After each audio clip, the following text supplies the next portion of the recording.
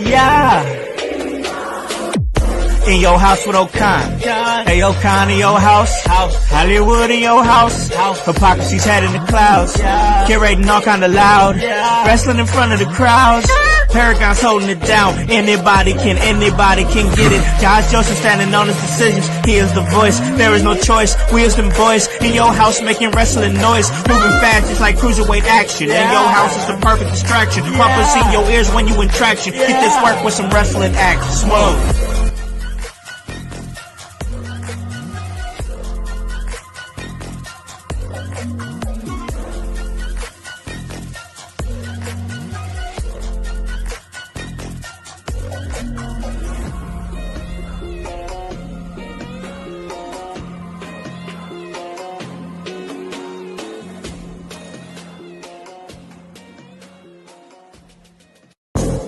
What is up, guys? What is cracking? It's the Con Man, and I am in your house.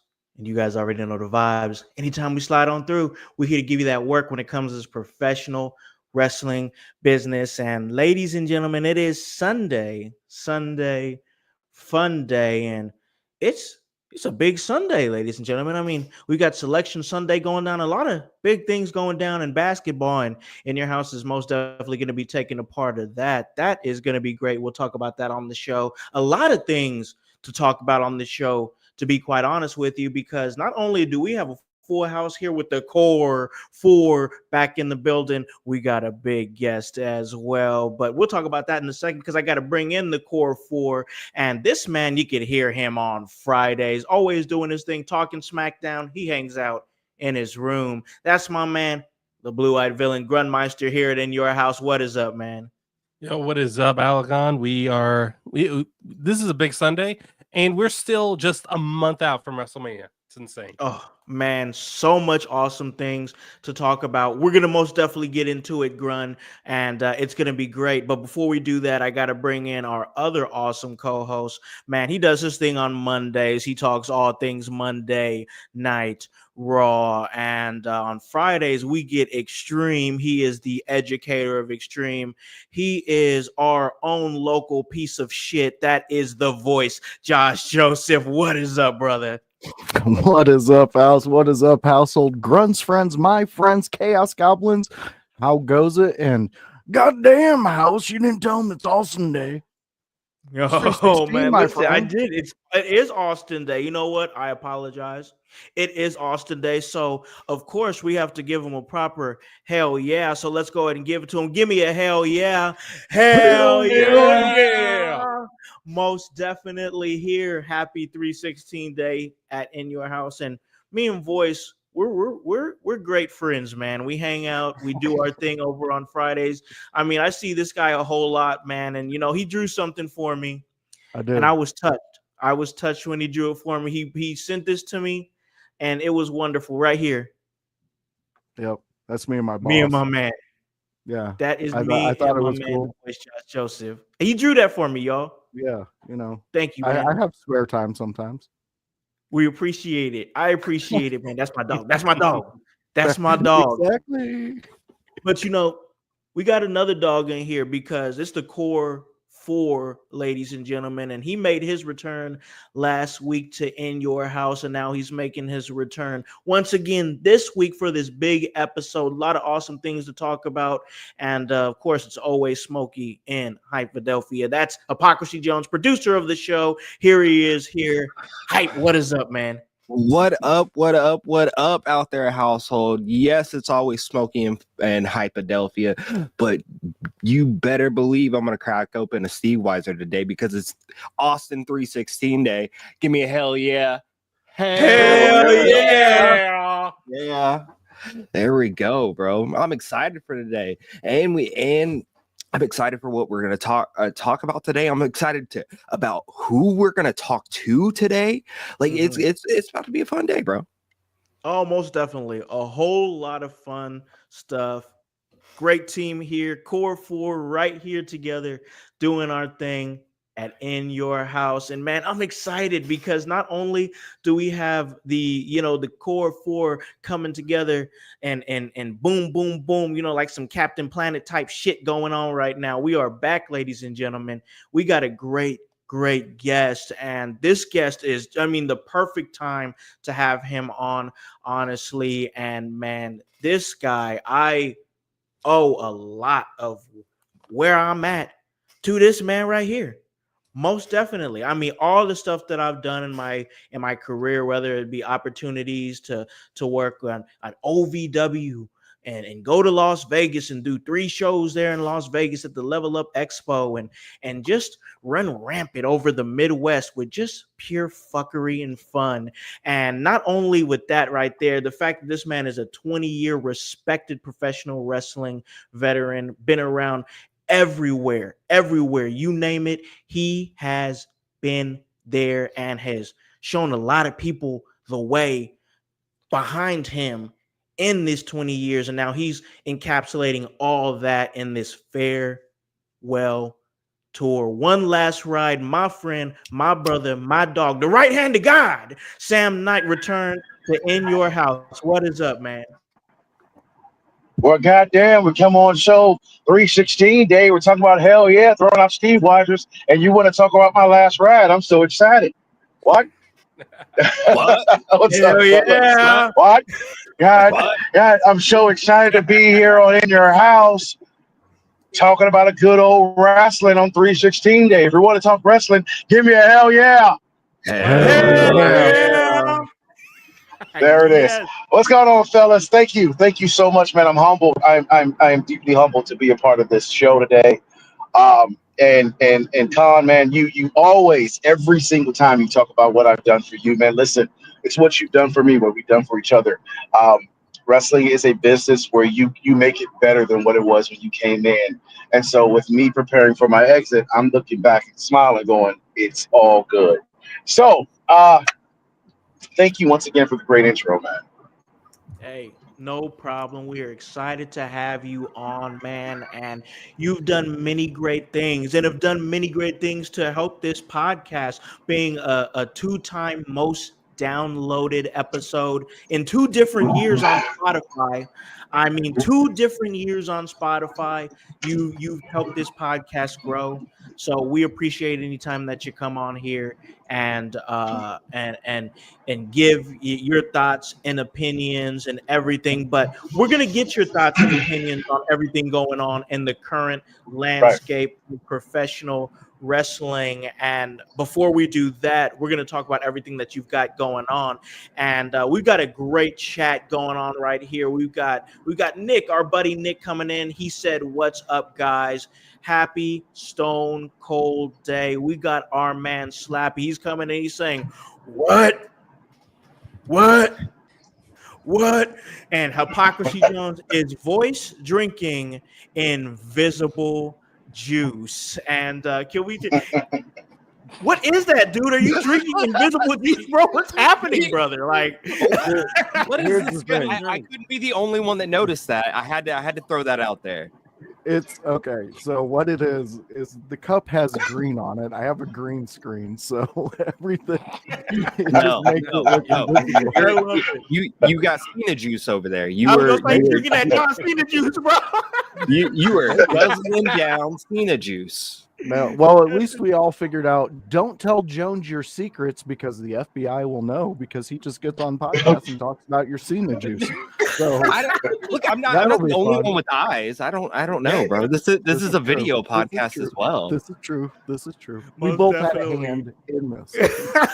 There were some contributions, but hey, let's contribute to what we've got going on right here, and that's our amazing guest Sam. And man, 20 years in November, bro. 20 years. That's crazy, bro. I really I really got on the really figured out about everything that you were doing on the on like the last 6 to 7 years, you know what I'm saying? So Yeah. I didn't get a chance to I mean obviously I went back and watched everything. Like the Sam Knight knowledge I have is stupid. But Right. but the point of me saying that is that man, you've been doing this for 20 years. You've affected so many careers. I know many people that I can go into a locker room right now and say Sam Knight and be like, oh yeah, Sam, that's the guy. I love Sam. He's done so much. That's just, and I just feel like guys like that, in my experience in the business, are rare. Because in a business where egos, I mean, it's a big ego thing, bro. Everybody's there, everybody's trying to be the guy, everybody wants to be the guy.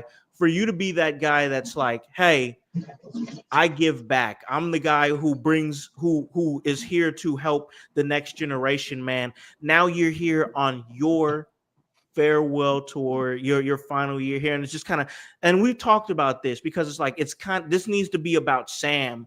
And I guess with everything that you've done, how are you adjusting, man? How are you adjusting to this final year where it's you really have to focus on you, but still you're still going to be affecting many careers on your way out too? I had a stern conversation with myself,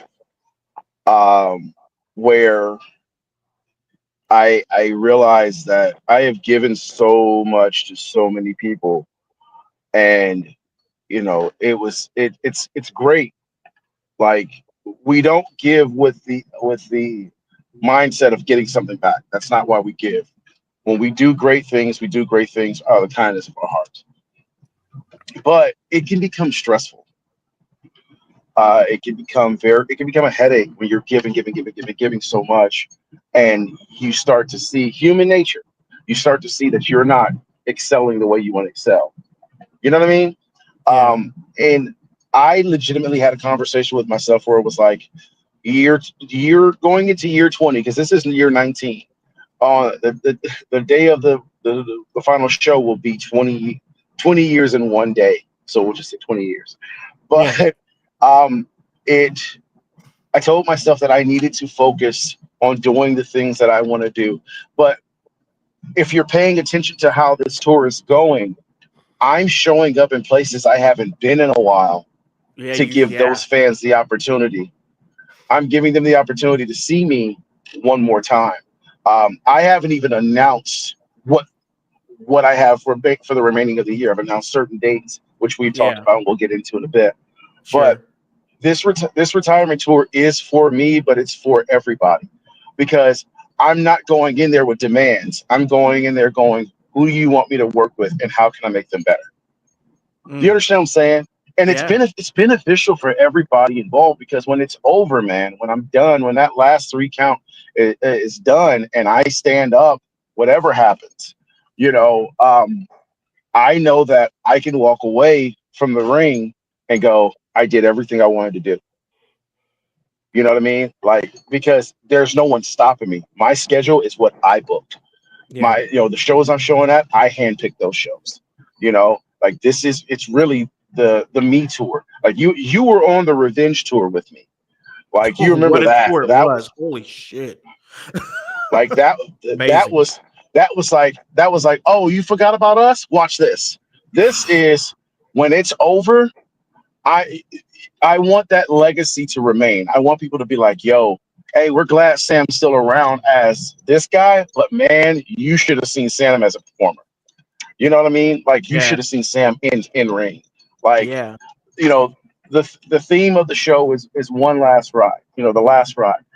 There'll be shirts sold at this show that will say, I was there. You understand what I'm saying? That's how big this is to me. Yeah. So yeah, we'll get to that. But yeah, that's it's important to me, man. Like I had to have that conversation with myself. Like I take this. I was using my shoot name, Isaac. Take this serious. This is for Yeah. you. This is what you need to do for you. And um, it's gonna be fun because I promise you, on my way out, there will be a lot of people that are gonna benefit from this. I promise you.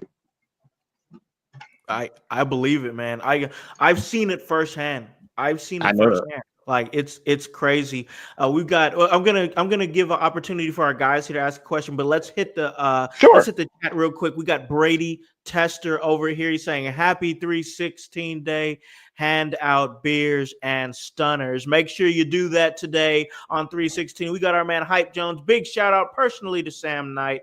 Truly can't thank him enough for everything he has personally helped me. Then we have Slappy, Captain Slappy, coming in saying, Sam was my daughter's introduction to the world of wrestling, and she still talks about that show. Thank you and much appreciation, Sam. I love Man, God bless you, man. Thank you. wow. Sam. Oh man.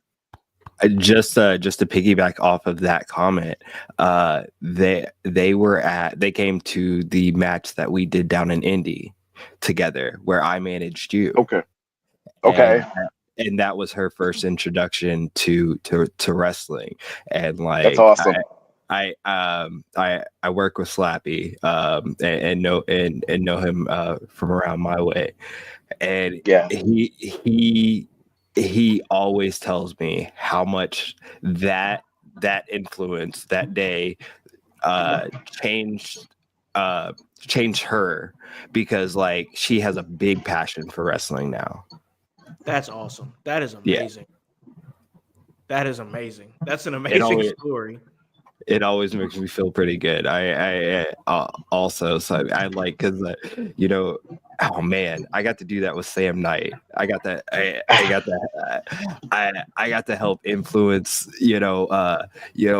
people out there with Sam Knight. That's really, really cool. Yeah. Yeah, it's an honor, man. I mean, why do we do it? Like, this is why we do it. You know, this is why. That's why I suit up. Like, Right. It used to be about my own ego. Like, Right. I mean, it used to be, but then it's like when you start hearing stuff like that, like, man, it's mind blowing, because that was me as a kid going, or this person was my favorite wrestler for years, and they're the reason why I got into the business. So when I hear people say, Sam, I fell in love with wrestling because I watched you, it's like, oh my God, really? Like, that's amazing. Thank you. Like, Yeah. Right. like, thank you so much for that. So That's I'm that is honored. amazing. I'm honored. It's absolutely amazing, man. And somebody else who I know on the show that has a personal relationship with you is my man, the voice, Josh Joseph. So I'm gonna throw it over here to my My guy. guy and give him give him an opportunity to ask anything you want to ask to Sam.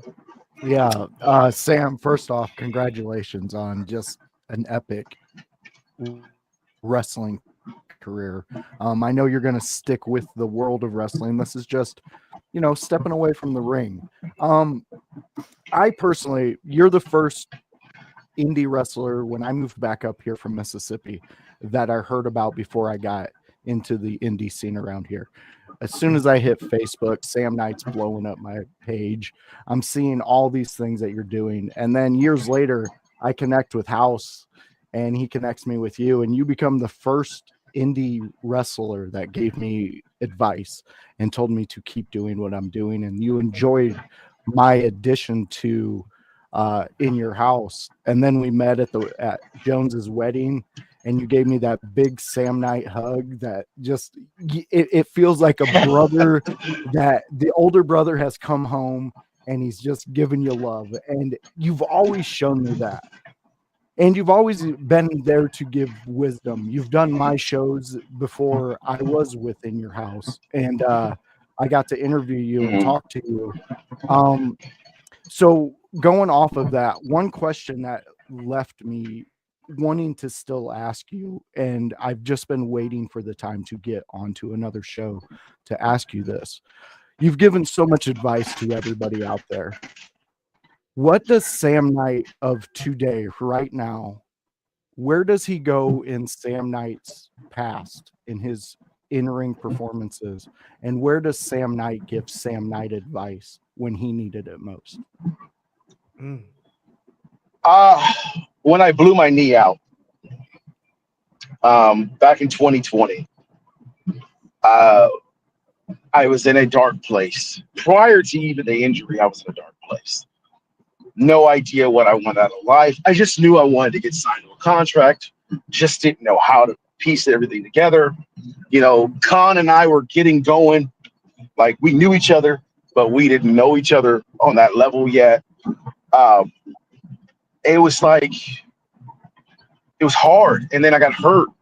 And when I say this, I mean this. There's no ill will towards anybody, but everyone left me. You know, like I was irrelevant. You know, I blew my knee out. I was down 10, it was 8 to 10 months. I think I was down, what, a full 10, Con, I believe? Yeah, it was a full 10. And so, I didn't come back. I should really hard. I lost my position as the booker of New Wave Pro, and at the time, New Wave Pro was thriving. Yeah, I was their heavyweight champion, and you couldn't tell me, like, my ego was there. But if the Sam Knight now could talk to that guy, the Sam Knight now would tell that guy to get his head out of his butt. Stop being so egotistical and thinking you're invincible. And lastly, everything's going to work out. Stop worrying about the opinions of others. I had a conversation with a friend from high school I hadn't really talked to in a while. And one of the things she said to me, she said, "You want to know something that I loved about you, Isaac?" I said, "What's that?" She said that you were unapologetically you. She was like, people talked about you to your face in high school. I wasn't popular. I was a kid that was wrestling on the north side of the school at Crenshaw High School. Shout out to the Cougars. And I was trying to start a wrestling team at the school. And people made fun of me all the time, man. Like, crack jokes and everything. But she said, you never let them see you sweat. You never let it get under your skin. Yo, like, and then I get in the wrestling world, and it's like, of course, in this business, it is hard to not worry about what people say because we're in the limelight. Yeah. We're always worried about what somebody has to say. But man, if I could go back and talk to that guy in 2020, I'd have told him, get your head out your butt, man, and stop being so cocky. Everything's going to work itself out. Because when I came back from that injury, my whole persona changed. Number one, I came back. I remember the conversation I had with Khan. I was standing in my mom's bedroom, and I was talking to Khan. I said, "This is where we come back and show them all. This is where we show them who we are." And by God, we did. God, we sure did, bro. We were everywhere. Like, we were everywhere. What a time! And then as we were doing it, we were bringing in new people under our wing to help propel them. Yep. You know, and like it caught on like wildfire. And now I'm just looking around. I'm going, yo, we got a whole squad here. Like, that's what's up. You know, then we started the set, and the shirts got to selling. And, you know, Khan dropped the heater of the set, which I can't wait to hear play at the retirement show because I got plans for that. Like, there's so much, like, you know, like there was so much that came out of me changing my focus. Yeah. And that's the advice I would have given myself, man. Like, because I honestly think that's what I told myself after it was over. It was like, man, what are you doing? This ain't working. this ain't working. We gotta switch it up. And I did, man.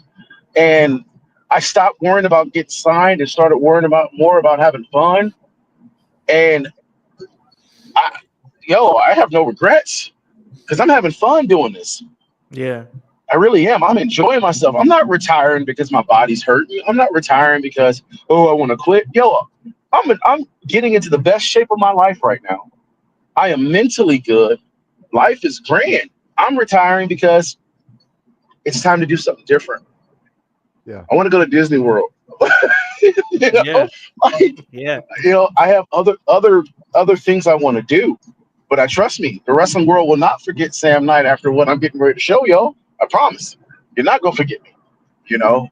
In ring or not, you'll know who I am. You know what I'm saying? Yes. Yeah. Well, I Yes. would like to finish off with my portion of just thank you for being you, man. And anybody out there, if you need that little bit of just somebody giving you some good words, follow Sam. Every day you hear something positive. So go out there, check him out. Sam Knight, thank you for just being the soul you are on this planet, my friend. Thank you, man. I appreciate that. Yeah. It's been. No.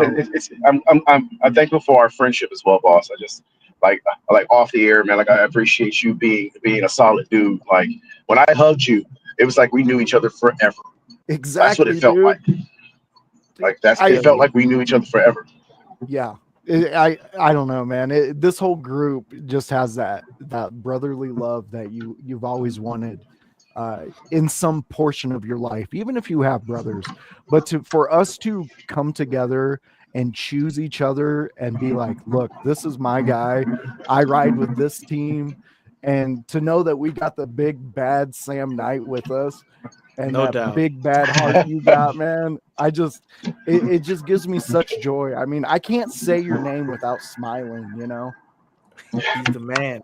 Sam is the man, bro. I'm telling you, like Appreciate you guys, man. everything that he's meant for my career, and he's close with my family. My kids know him and love him, and like we've done. I'm telling you, man, we have done some stuff, bro. We have done some mess in the business, I mean, from the time, I mean.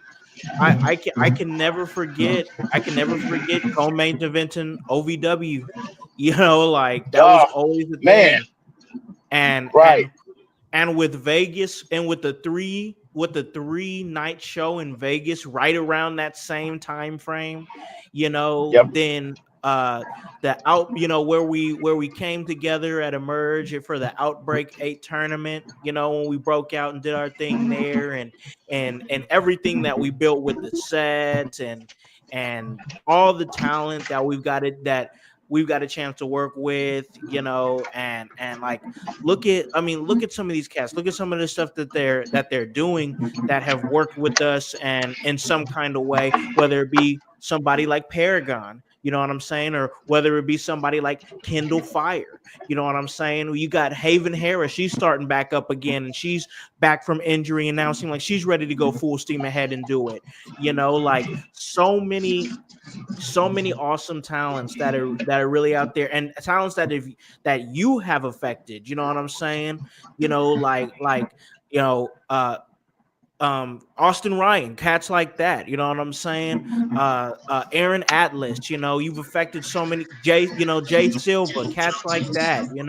I could keep naming them. I could keep going them. Akbar, period, another one. I've seen it firsthand. Mick Unitas, like when these cats are in a locker room with you, man, the respect is there. They look at you like a mentor. They see that, like, I've seen it firsthand, bro, because they know that you are out there with intent. You're not out there to try to get nobody. You're really there for the good of wrestling. And so, like, this final year, bro, it's gonna be so big. And I just hope everybody sees what you're about to do, and how you're about to really blow it up in a real way, man. Like, it's gonna be big, guys. We got Sam Knight here. He is on his retirement tour here, and it's gonna be real big. Sam, I want to ask you, I got a chance to pull up some of your dates here. I was there, and like you really are hitting some big spots. I know you were just in Colorado a little bit ago. I know you got some big shows coming up. What's some of the shows that you have circled on your calendar, bro? Like, what are some of the ones that people really need to know about? I mean, every last one they need to know about, but I'm just giving you a chance to kind of highlight some of those big dates there. Um, oh, I think we lost him for a second. But I got this Yeah, up he'll be here back. though. Yeah, he'll be right back, folks. But it's cool because I actually got some of his dates right here. I was actually pulling some of it up as I'm pulling up his social media. And yeah, he's going to be at Battleground Pro Wrestling Saturday, March 29th. That's for Shots Fired. That's going to be another big one. Sam is also, I think he was just last night at the Shakedown, the Shamrock Shakedown over in Shelbyville. And a lot of big dates coming up. When I look at some of his dates, I know he had the Level Up Expo that was coming up, and the Level Up Expo was really big for what we did a couple of years ago. If you guys remember, myself and Sam and Paragon, we were part of the group The Set, as Sam had talked about, and we'd put we'd put a guy in the trunk, as it were. We threw him in the trunk and drove him off, and yeah, it was a whole thing. We'll have to figure out how we can get that video and show it to you guys out there in the household. But it was a whole thing. But that 3-night show was an amazing show. It was an amazing opportunity to meet so many talents. That's where I got a chance to work with JTG. That was awesome. That was where I got a chance to meet a co-host of Pope's Point of View and GCW manager Pollo Del Mar. I work with Pollo weekly on the Pope's Point of View. It was just a great opportunity to go out there to the Las Vegas Convention Center and be a part of something really huge and really massive. Level Up Expo, it is a anime and gaming and wrestling expo. It was huge. It was a great opportunity to be a part of, to be talent for. And I wouldn't have got that opportunity if it wasn't for the man Sam Knight. So Sam, we got your back here, man. And I just wanted to give you opportunity to kind of talk about some of the dates that you're really excited for coming up. Can you guys hear me? Yeah, we can hear you just fine. Sweet. Sorry about that, man. You know, I'm driving in DFE and then my headphones decide they want to die. It's like everything wants to happen when you're talking real good, crazy, right? Anyways, so first off, Con, man, listen, you keep gassing me up, man. I swear you're gonna have me floating around here, man. I appreciate you. I really do. I appreciate it because I'm so used to putting people over so much, Mike. And when I hear it, I'm kind of like, stop, no. And I mean that, like, stop, no, you know, but it does feel good. So thank you. Some of the dates that I'm excited about. So let's go down. Let's talk about this tour. Next week, I am in Brazil, Indiana for To the Top 2 for Singleton Wrestling. It is an opportunity to win a briefcase to go after the Singleton Heavyweight Championship. And if anybody knows, Sam Knight is no, he's no, what's the word I'm looking for? Come on, Isaac, what am I looking for? It's not uncommon for me to win championships. Let's just put it like that. That's true. You know, so I've got my eyes set on that. And then the following week, I will be hopping on a flight to Denver, Colorado to be face-to-face with the Battleground Pro World Champion, Killian Crow, in a contract signing. And if you know anything about pro wrestling, contract signings are pretty crazy events. Yeah, so, they get crazy. They get crazy. So I'm looking forward to that. I am in talks to be at the Level Up Convention, Level Up Expo this year in April, the week after WrestleMania. It's crazy. I'm not going to Vegas the week of Mania, but I'm going the week after. Wow. That's crazy. So 3 days in Vegas. Looking forward to that. This is my last time wrestling in Las Vegas, so it's kind of like, come see me while you can. Um, and then April 12th, Rocket Pro Wrestling. I will be facing the Outer Limits champion Ryan Matthews for the Outer Limits Championship. Once again, I'm no stranger to championships, so looking forward to that. There's a lot coming up right now. I will announce it here on the In Your House podcast. Sam Knight will be headed to the United Kingdom in September of Ooh. 2025. Myself Oh and my God. my partner, my buddy, my best friend, Windows of Hope member Shiloh Greaves and I will be going across the pond to show him how the Windows of Hope get down. Oh, So- yes. Once again, like I said, there is so much that I have planned that I have kept so close to the chest. And this, in your house, because I love y'all so much, y'all gonna get the first dibs on what's going on. Yeah, just to drop that. We'll be in the UK, man. I'm looking forward to that. I really am looking forward to the UK because That's awesome.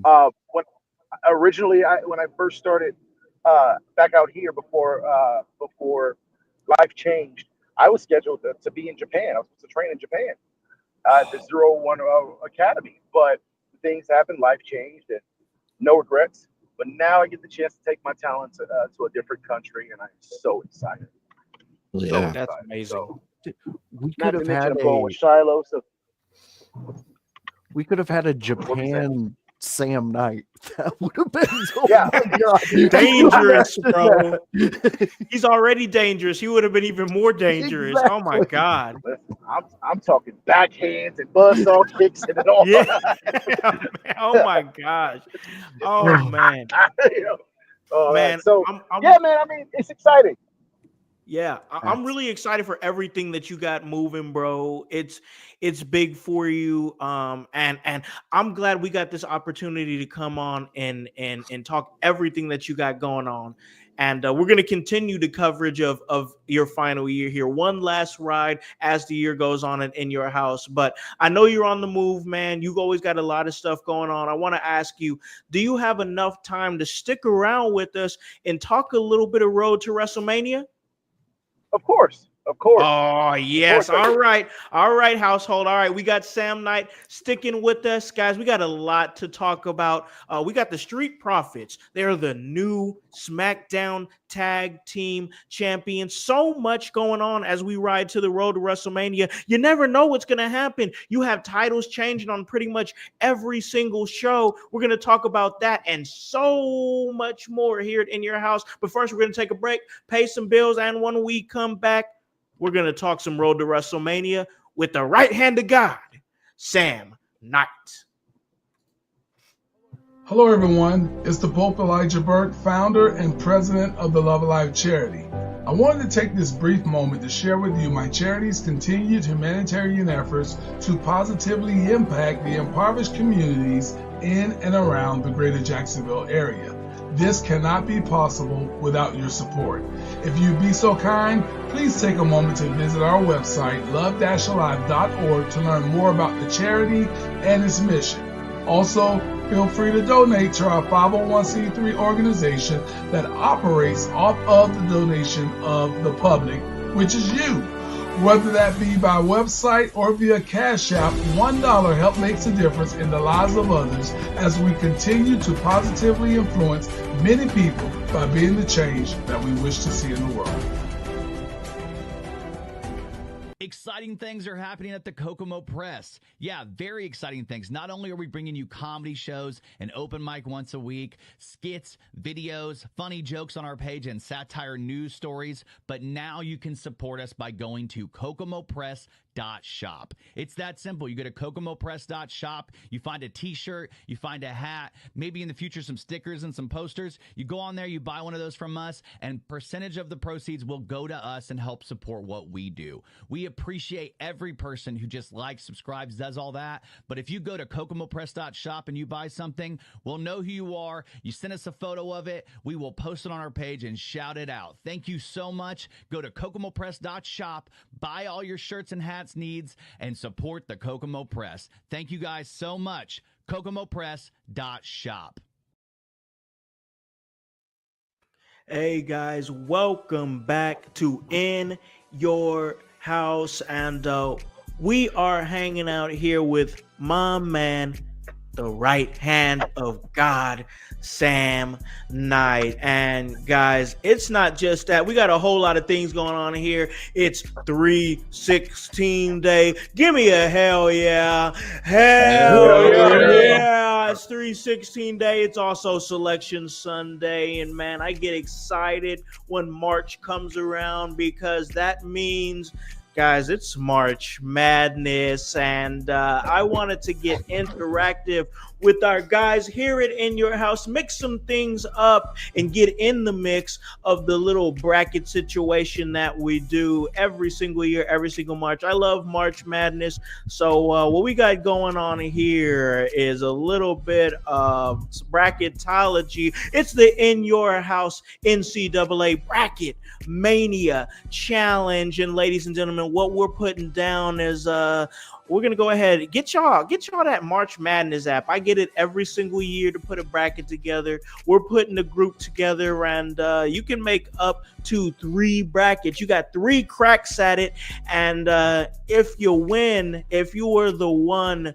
to get the most points, if your team, let's see how smart you are about what's going down in college basketball. And hey, even if you don't know, you might still know, because I've seen many situations where somebody don't know nothing about basketball and they still manage to have a winning bracket. So you never know what's going to happen. Ladies and gentlemen, once again, In Your House NCAA Bracket Mania Challenge. And this is an opportunity to get you some free In Your House merchandise and an opportunity to come on to our Wrestlemania special, and you host your own topic on our WrestleMania special. But in order to do that, you got to join NCAA Bracket Mania presented by In Your House. Everybody in here is going to be doing it, so you guys need to be doing it too for an opportunity to win. And I feel like we're winning right now because we're in the presence of my man.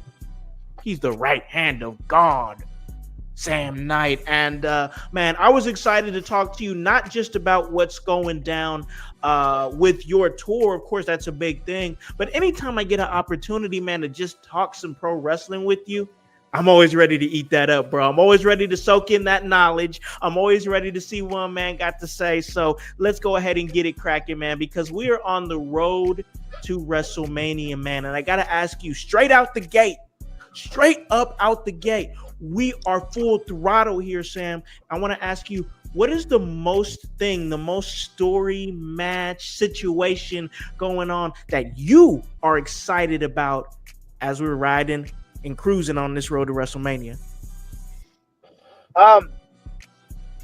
Honestly, this John Cena Cody Rhodes thing, man. Like, let's talk about it. This thing has got me every kind of which way. Like, first of all, like, I don't appreciate Travis Scott smacking Cody up like that, but that's, we won't get to that.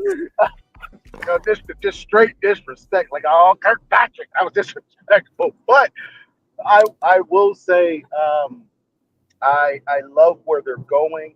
And so, like, let me give you my thoughts on it, because you know me, I'm always thinking. So everyone's like, oh my God, I never saw the John Cena turn coming. And I remember having this conversation with a buddy of mine. I was on my way home from a show, actually. I was coming home from Rocket Pro while Elimination Chamber was on. And so I'm on the phone with a buddy of mine, and he's telling me everything that's going on. I said, Cena's going to turn.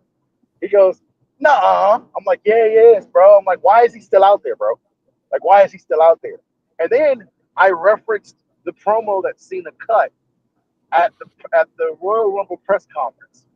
And if you're a wrestling head like myself, which all of us are, you remember the Triple H promo about what's being best for business. That's yeah.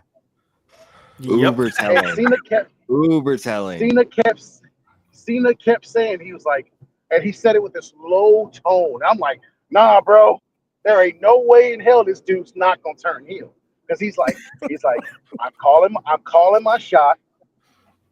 I'm going to be at the Elimination Chamber. I'm going to go to WrestleMania and win my 17th World Championship. And I'm like at first it was so ominous. Like, so I rewinded it, and I'm thinking, like, if you know anything about storytelling, there's always arcs. Cena's return and Cena losing in the Royal Rumble. You remember Cena's face when Jay eliminated him? It was Yep. like, well, damn, I do remember. That didn't work. That didn't work. And we were there. We were there for it. Like, Yeah, that we sure didn't were. work out. So Cena's like that. So mentally, Cena that didn't work out. So what do? You take the next best route, because either way, winning the Elimination Chamber is cool. I just guaranteed I'm going to win the championship because I align myself with the mofo who runs the company. Yep. Yeah. We've seen Randy do it. We've seen Rollins do it. We saw Triple H do it. Remember the corporate ministry? Yes, I do. Yes. You know, like, come on, y'all. Like, The Rock himself, The Rock did it.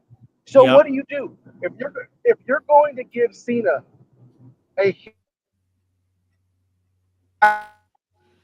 our generation, for us old dudes, that was what you did. Yeah. That's how I you think do that it. I think we all definitely agree with you, and we, as we discussed, I think it's almost perfect timing in this. I know I felt like his turn it really felt like the time was right with it, because turning him, what was it, like 10 years ago, and although people were clamoring for it, what was it going to really do at that time? It really wasn't going to build anyone. It was just going to do something for something's sake. And if it doesn't make sense, why do it? Yeah. Well, Yeah. and I saw. Sorry to interrupt, but it's crazy. Like you say that. You said for anyone then.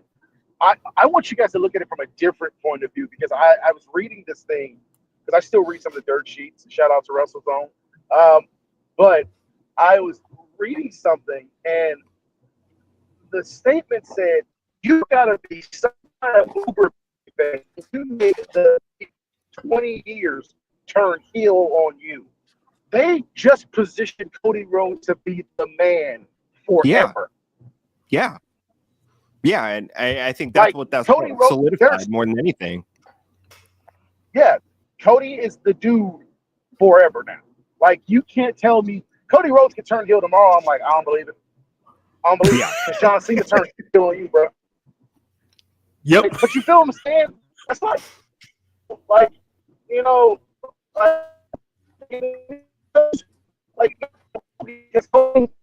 if you knew the backstory to Hogan, we all knew Hogan was the dog. You know what I mean? But when you saw Cena, he was good on and off screen.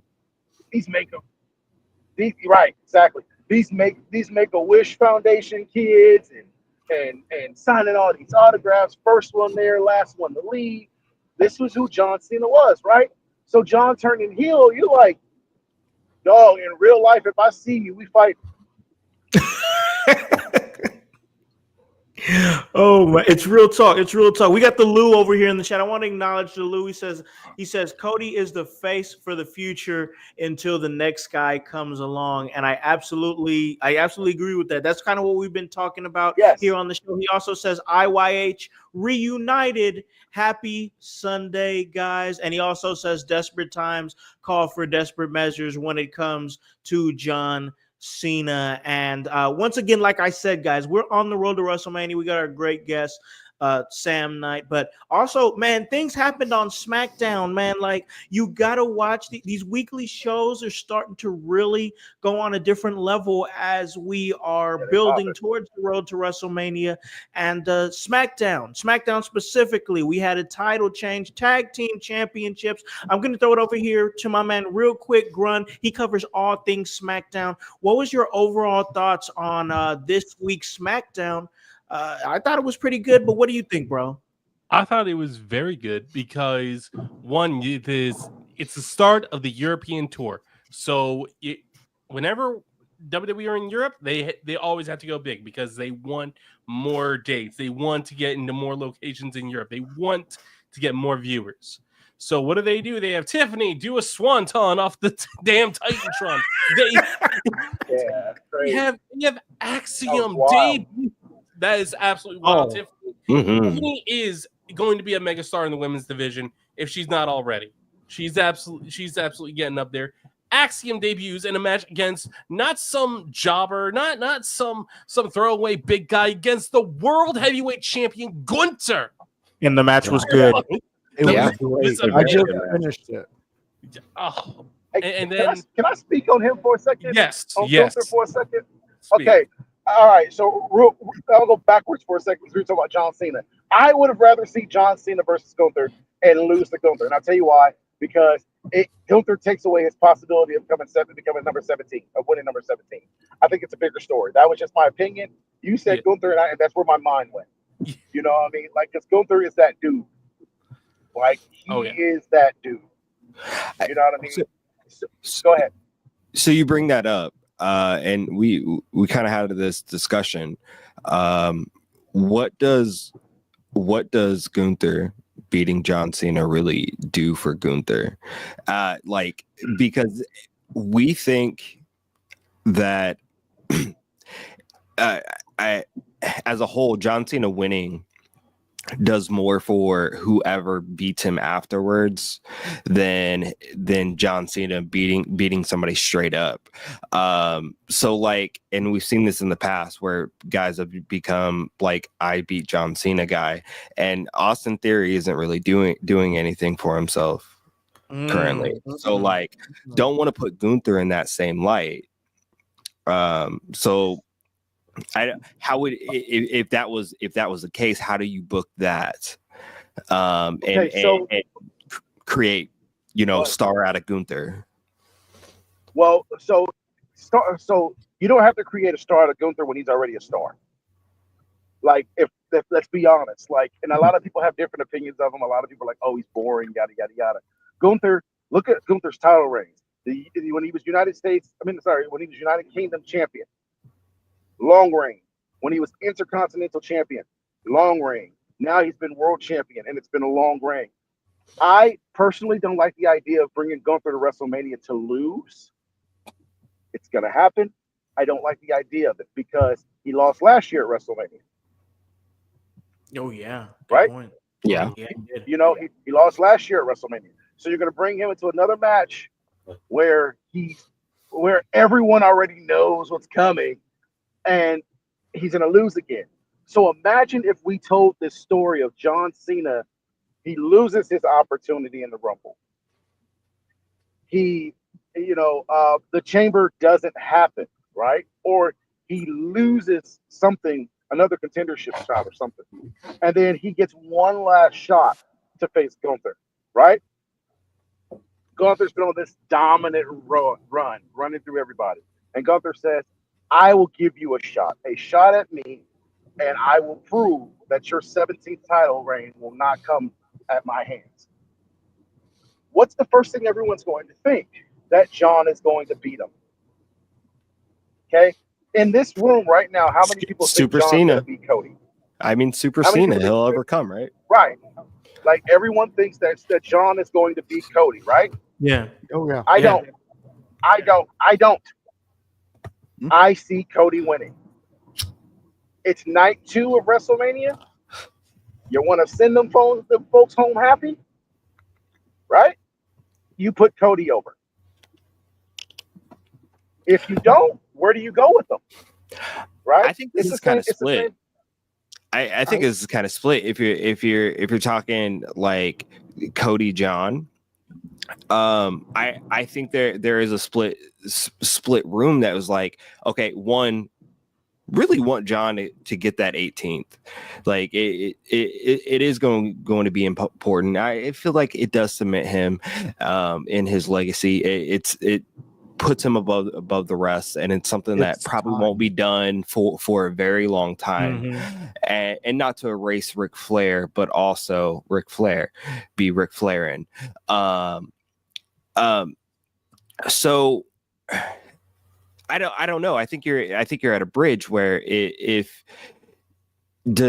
it doesn't kill Cody to lose to Cena, especially if we're going to see for the next until November, December, a great feud out of the two of them, or at least for part of those months. We could see absolutely see something great past Mania. But like I think the energy is probably a little split. There's a lot of people that want Cody to win, beat John Cena, and then that be it. But then where does Cody really go from there? Because we've seen over the last year where Cody was kind of stale. Is Cody better in the chase, though? Is Cody better in the chase? Yes. There is that. That's the argument, right? Cody is better in the chase, but there's one thing that I see that we haven't seen yet, and that's Cody Randy. We have not seen Cody and Randy yet. Yeah. And Randy's going back to his old ways. You know, Randy's at the whole I'm gonna kick your head off, bro. I'm gonna punch you. Right. He's that Randy Orton again. And so, you know, yes, it's cool to say, oh, we get a John Cena. So okay, what you're telling me is we're gonna get John Cena if John Cena takes the title, which I'm not against. Because either way, I would love to see Cody retain, but if Cena wins, good business.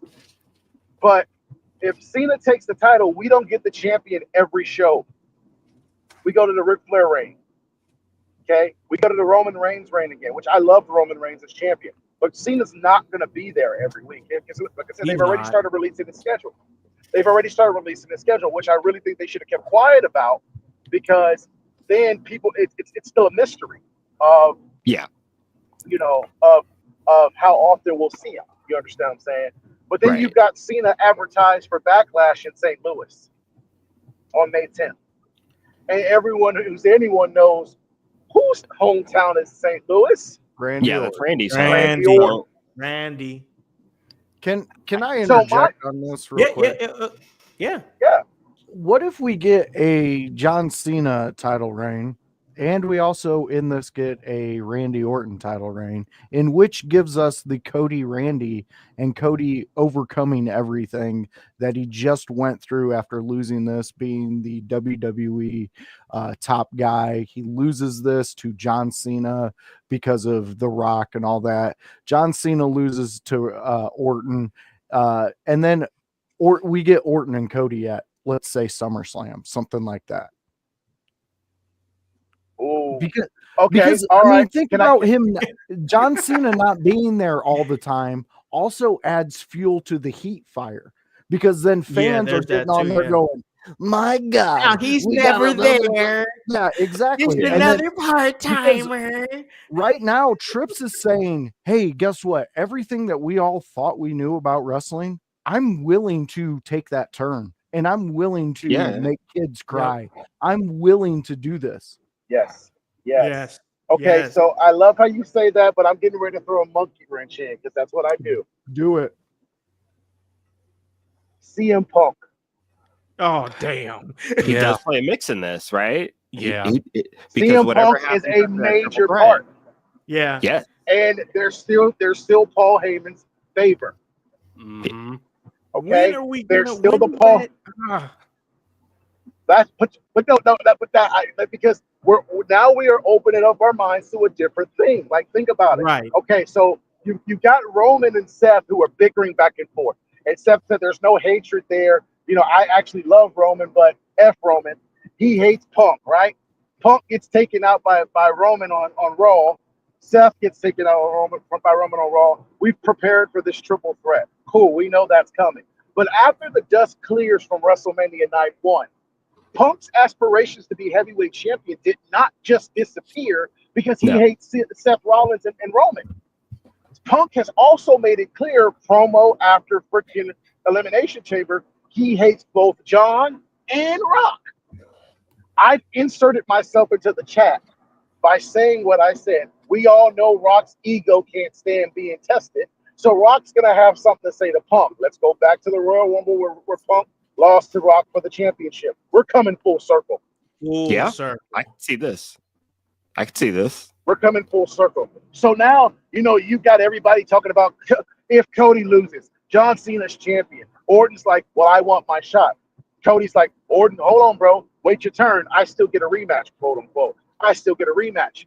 Punk's like, hey guys, I got a Paul Heyman. So Paul, make this happen.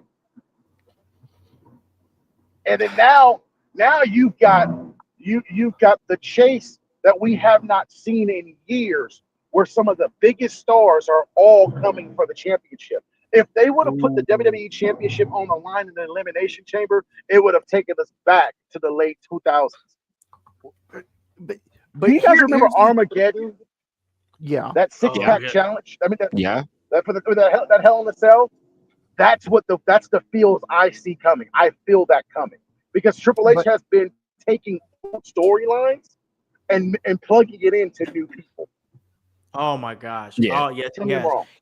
No, you're not. You're not wrong. No, I like it. I like it. Yeah. But here's the thing, real quick though. You mentioned this, John Cena, real quick. You mentioned this at the very beginning when you talked about him turning and becoming in with The Rock. So with him being in with The Rock, if he loses the title, his rematch can happen at any time he wants because his boy is The Rock. It doesn't have to happen right after. So there's so many scenarios we can color in this one, and I give love you another it. one. What if the ploy turn to The Rock was just ploy turn The Rock in the end? Hold up, Sam. You're gonna have to say that one again. You went Mr. Roboto on us. Mr. Roboto. Oh man, but so this whole oh, he's still going. Yeah. Oh yeah. I think he's in a zone where he's looping.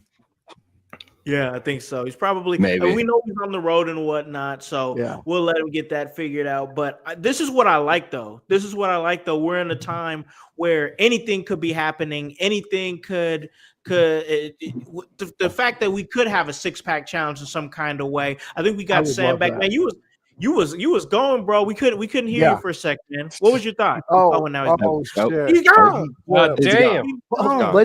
Let's hit Lou's question real quick. Yeah. So my question from the Lou is, where does Roman land with everything after Mania? That's a good question. That is a very, because exactly what Sam just painted out, it doesn't really leave room for Roman.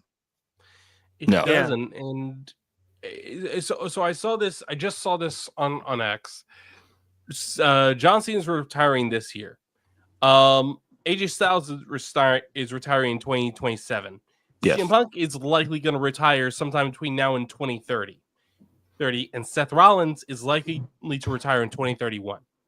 They said the golden era of pro wrestling is coming to an end. But that's what I thought. Because like Braun Breaker, his cousin's coming in, everybody coming up, Williams, Roxanne Perez, Jordan Grace, insane. The golden era. No, what we're seeing is the legends, the people that created the golden era pro wrestling, the ones that started it. They're just hitting retirement. That's it. It's the golden era pro wrestling era, bro. This is a passing of the torch era, bro. Yeah, absolutely. Yeah. I agree with you. All. It is a passing of the torch era, but also and not to downplay the amount of talent that is available and coming up, but we don't know what we don't know because we don't know what they're going to do in their future or what stumbling blocks that they may come to or roadblocks that they may come to in life. And although we wish for the best for everyone, we don't know what's going to happen. So I get where this could be an era where a golden era where, it may diminish, but just like everything else, it's all cyclical. It builds back up. Some things have to die to regrow. Here's the thing though. Has anybody taken my advice and watched LFG yet? Have not yet. Yes. I know you have, Grant. I gotta sit down and watch that. I'm telling you, go watch it because you're going to see how they are going to produce your next stars.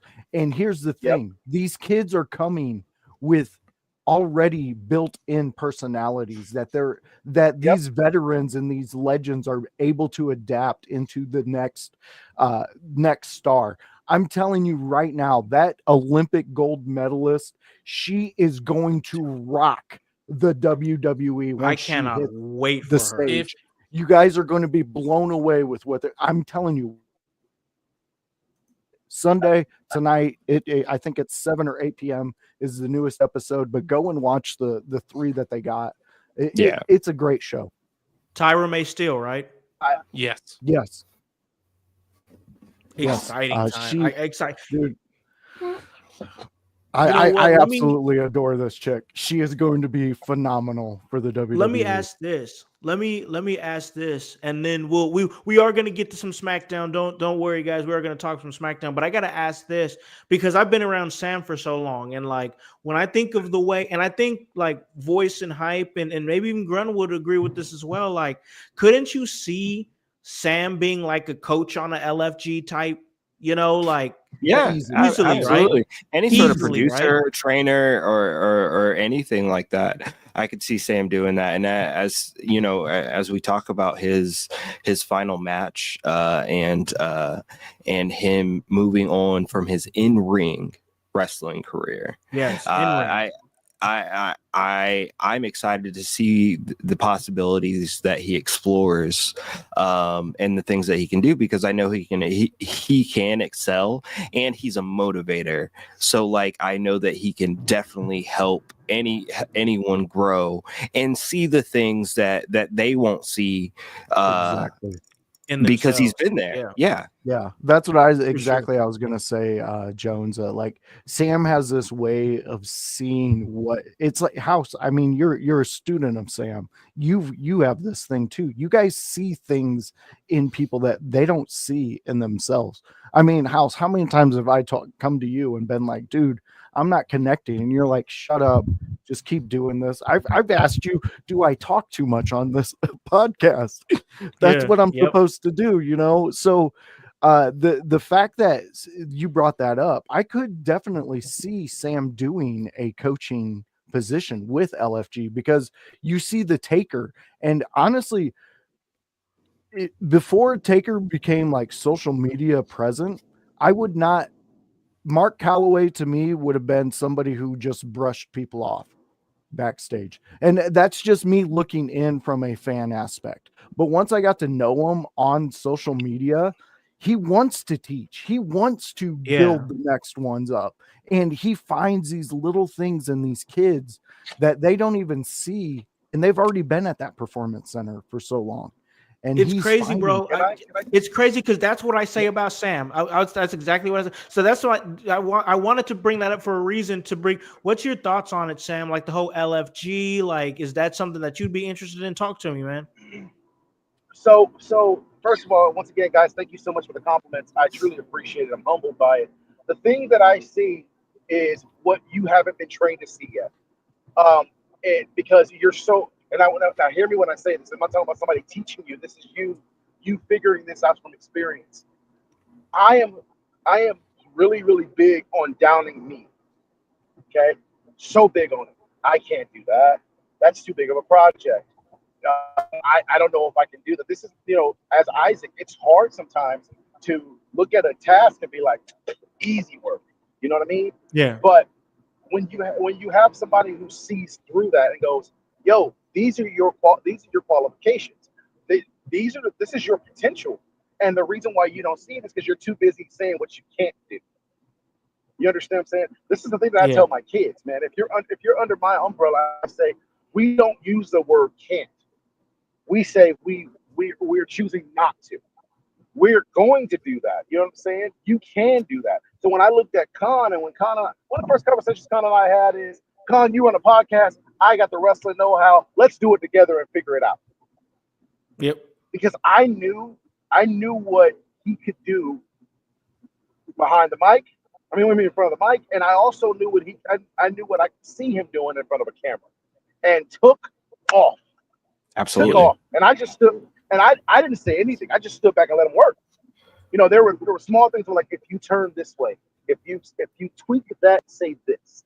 It was Yep. never change your personality. It was, hey man, Nope. instead of saying this, say this and try this. And he was like, yo, word? Oh, that works. Let's do it. And he would say it. Like I went back and watched some of our old promos. I can talk. But what did I always let Khan do? I'd hand Khan the mic. Go ahead, bro. Yep. Yeah, Because, it was always because on it. I knew that I didn't have to say anything. Because when Sam talked, you knew you were in trouble. That was a joke between me and Khan. I let Khan do the talking. Khan would spread the icing on the cake. But if I talk, oh, bro, go ahead. I think that's what Bubba, like Grun, you can back me up on this. You start to find that out about Bubba. He doesn't want to change all these people. He wants to find those little things in them and twist it up. Yep. And there's a really good story going on with one of the top kids. He got injured at a show, but this kid, he's the Drew McIntyre. He's in his own way. If he would just step out of his own way and listen to Bubba, this kid would be their top pick. That guy, I already hate him. I hate him too. If he shows up on TV, he is going to be part of Logan Paul's posse. And my God, Uber Heat. But he's doing what he's supposed to. He's a heel. Yes. He's just a natural heel. Well, and that goes. It's crazy you talk about that. My coaches, for those who don't know, I trained at Knox Pro Wrestling Academy. But prior to that, I trained at Santino Brothers Wrestling Academy. Yeah. I trained at the AWS. I was in the mix of some of the top indie talent. Guys that are AEW were wrestling in SoCal when I was training at AWS.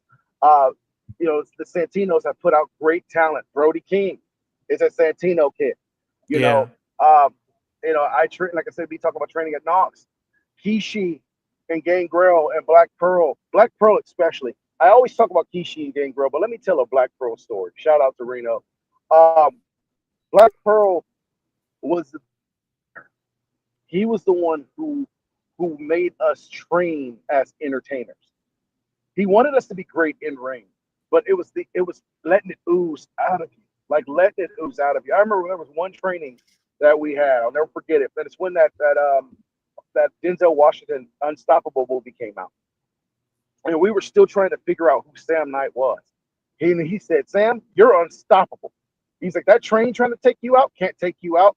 You another train. Take that mofo out."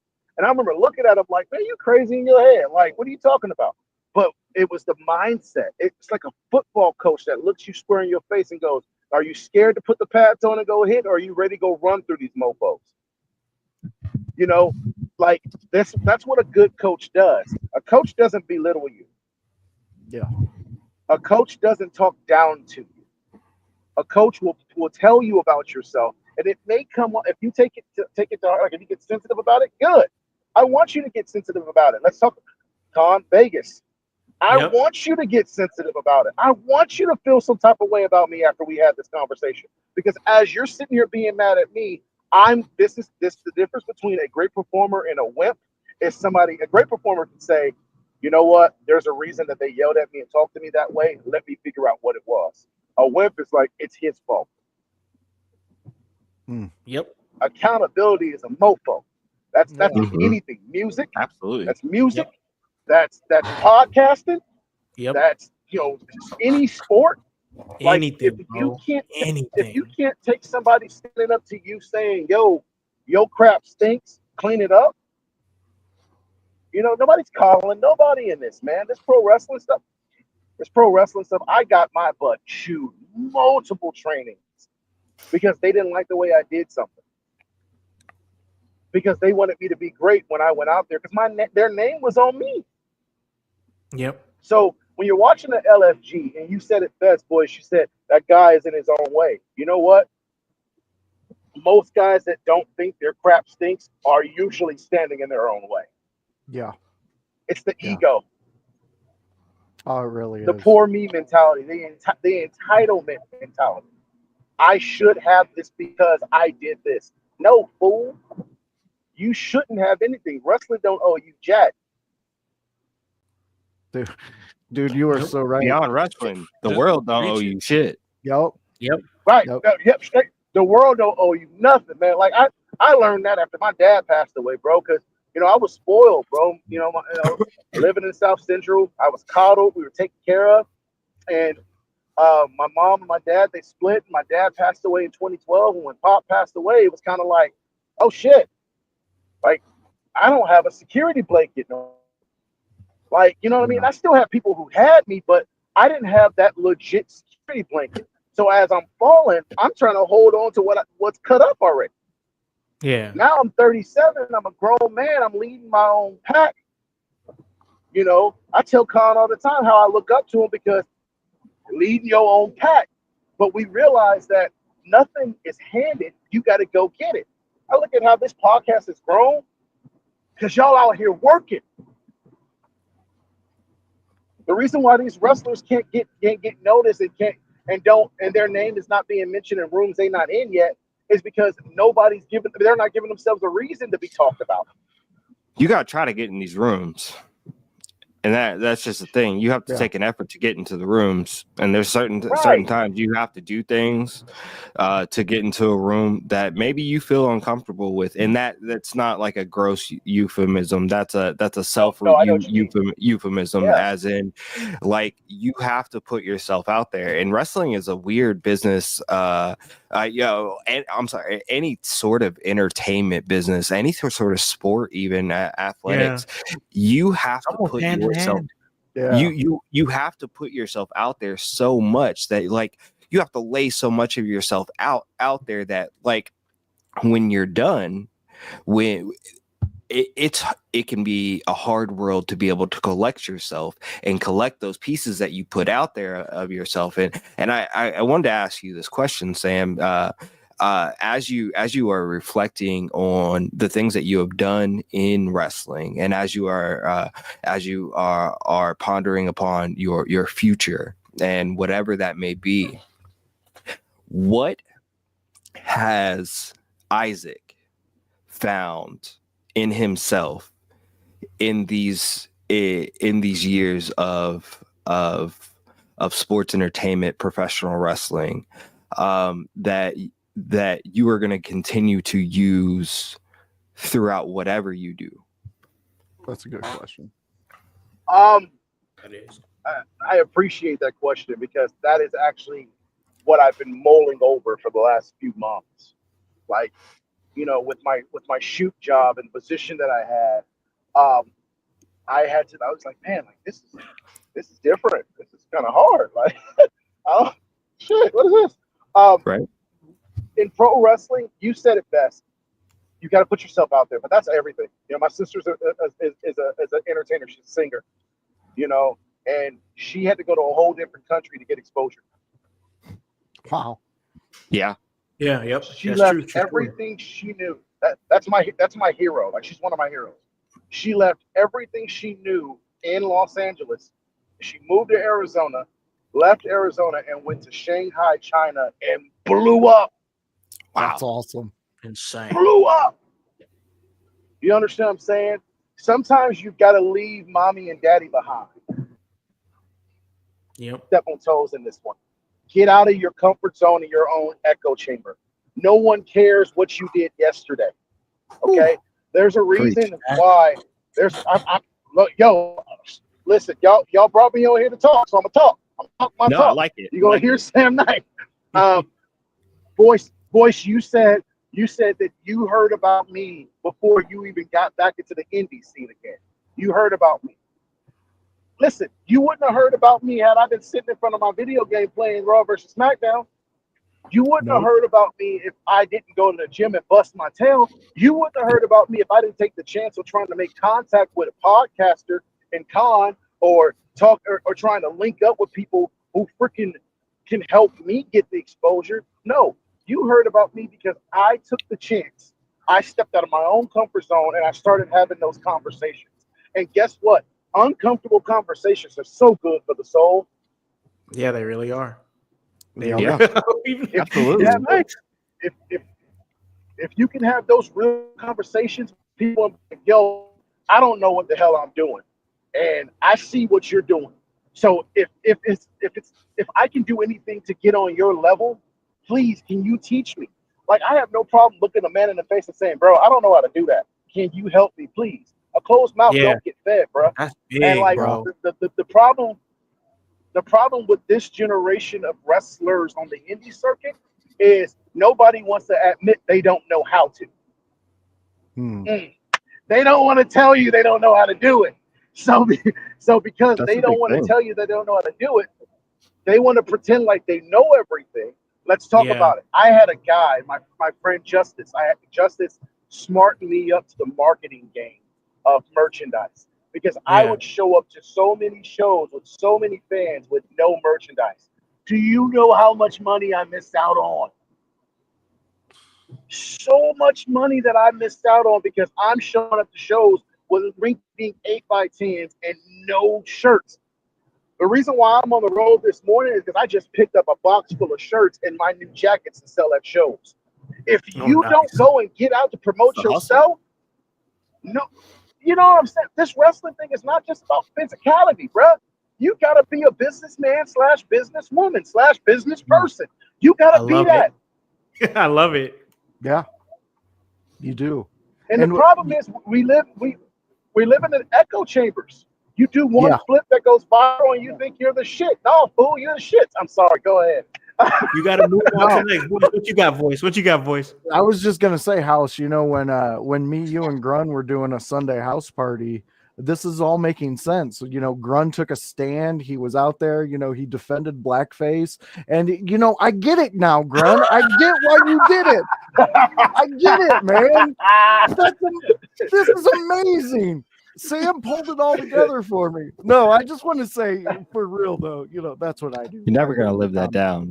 No, Nope. Grun, Can't you believe- won't. But No. it does make sense what you're saying, Sam, and I absolutely love the energy that you have with it because even the fans are seeing it right now. The Lou, damn, this is some real talk. I love it. You're right there, right there. This is exactly why we keep Sam in our circle because he doesn't pull any punches, and that's what's helped me. I mean, just listening me to a the lot. A lot. exactly because House, it's like the trickle down theory. Sam sets up that positivity. It comes down into our neck of the woods, and then it just flows through in your house. I mean, even though we don't Yep. see Sam on every show we do, Sam is a part of what we do because his tree of Because knowledge. he's a part of what I do, and I trickle Exactly. down what I've learned from him to down, and it just he's definitely most definitely in the DNA of In Your House, most definitely. Like that's undisputed, bro. Like that's undisputed. Like look at what we've built, and we've got on such great talent. Like hype was down to hop on. Then and we got Bruzy, Yeah. part of the community. Bring him up. I never knew Grun wasn't a Bad News Brown fan. My God, Grunmeister, I'm telling you, man, we've got the Lou and the buddies. Listening to Sam makes me want to run through a wall and suplex the world. Yes, most definitely. 100%. That is the truth, man. And that's the vibe that we get with Sam. I mean, Yeah. that he's affected my life in a major way. Like he's, you have somebody who, like, you talk about iron sharpening iron, and when I talk about iron sharpening iron, I mean specifically in just like manhood. You know what I'm saying? And like whatever your perception of manhood is, whatever. But like that's the thing. When you have that brotherhood, somebody keeping you accountable, somebody keeping you. That's what me and Sam have been to each other for such a long time. You know what I'm saying? Is like just we always sharpened iron, whether it came to professional wrestling or whether it just came to life, period. You know what I'm saying? So like I'm always appreciative to have somebody like Sam. Like it's crazy that we grew up in the same area and never knew each other, because I think if we would have met earlier in life, man, it would have been crazy because I agree. Sam, I always say this. I always say this about Sam. Sam is the friend that I needed when I was younger, for sure. Yeah. For sure. He is that guy, bro. Absolutely that guy. And Yeah. I had to grow. I had to grow to be this person, man. I mean, my dad was my mentor. God rest his soul. My father was my mentor, and I learned a lot from both my parents. But I learned a lot from my father, who taught me how to be a man. And with this wrestling stuff, like it wasn't always common sense. Like I'm passionate about this business because I am grateful for what this business has given me. You understand what I'm saying? Like I Mhm, can't mhm. walk around. I can't walk around and act like a plumb fool, knowing that I have been blessed in professional wrestling. I have been so blessed. I have had the opportunity to touch fans. I've had the touch fans' hearts. I've had the opportunity to be in the ring with some hard hitters. On my revenge tour, I was in the ring with two NWA champions in the same year and Wow. wrestled both of them. Wow. I Can wrestled you name Chris them? Can you name Masters, them? Yes. Chris Masters, and Elijah Burke. I wrestled those Elijah two men, Burke. and for the two men to tell me at the end of it to praise me, it wasn't like "good job, kid." It was no. Let me tell you, kid, how great you did. And Elijah Burke publicly praised me. It brought tears to my eyes because it's like, yo, you didn't have to do that. You're Elijah Burke. You know what I mean? Like you that dude. And he's like, nah, bro. This is how great. These are how greats are made, and you are going to be great, Yep. bro. That touched my heart. You know what I mean? So like, wrestling has given me so many experiences on a professional level. It's blessed me, and on a personal level more so, it's blessed me, and I'm grateful. So it would be remiss of me not to pass that. You talk about how Khan, you know, the DNA. And here's the thing: Khan and I are two peas in a pod, and Khan learned from me, and he learned from Elijah, and then Khan brought that to the podcast. This is why you guys are successful because you took the advice. The formula works. You do the work, it's going to work.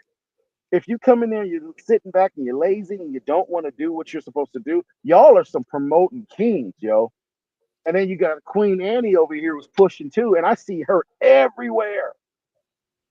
Yeah. Yo, people fighting to get the opportunity to be the guest on your show.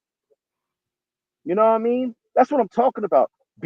You have got to be the best, so great. You have to be so great that people are clamoring to be where you are. And that's what you guys have done. The collective minds that you guys have on this team. Even Paragon, who is a mind of his own. He said even Paragon. Even that guy. That guy. That was Oh, that's my before that brother, becomes right? anything.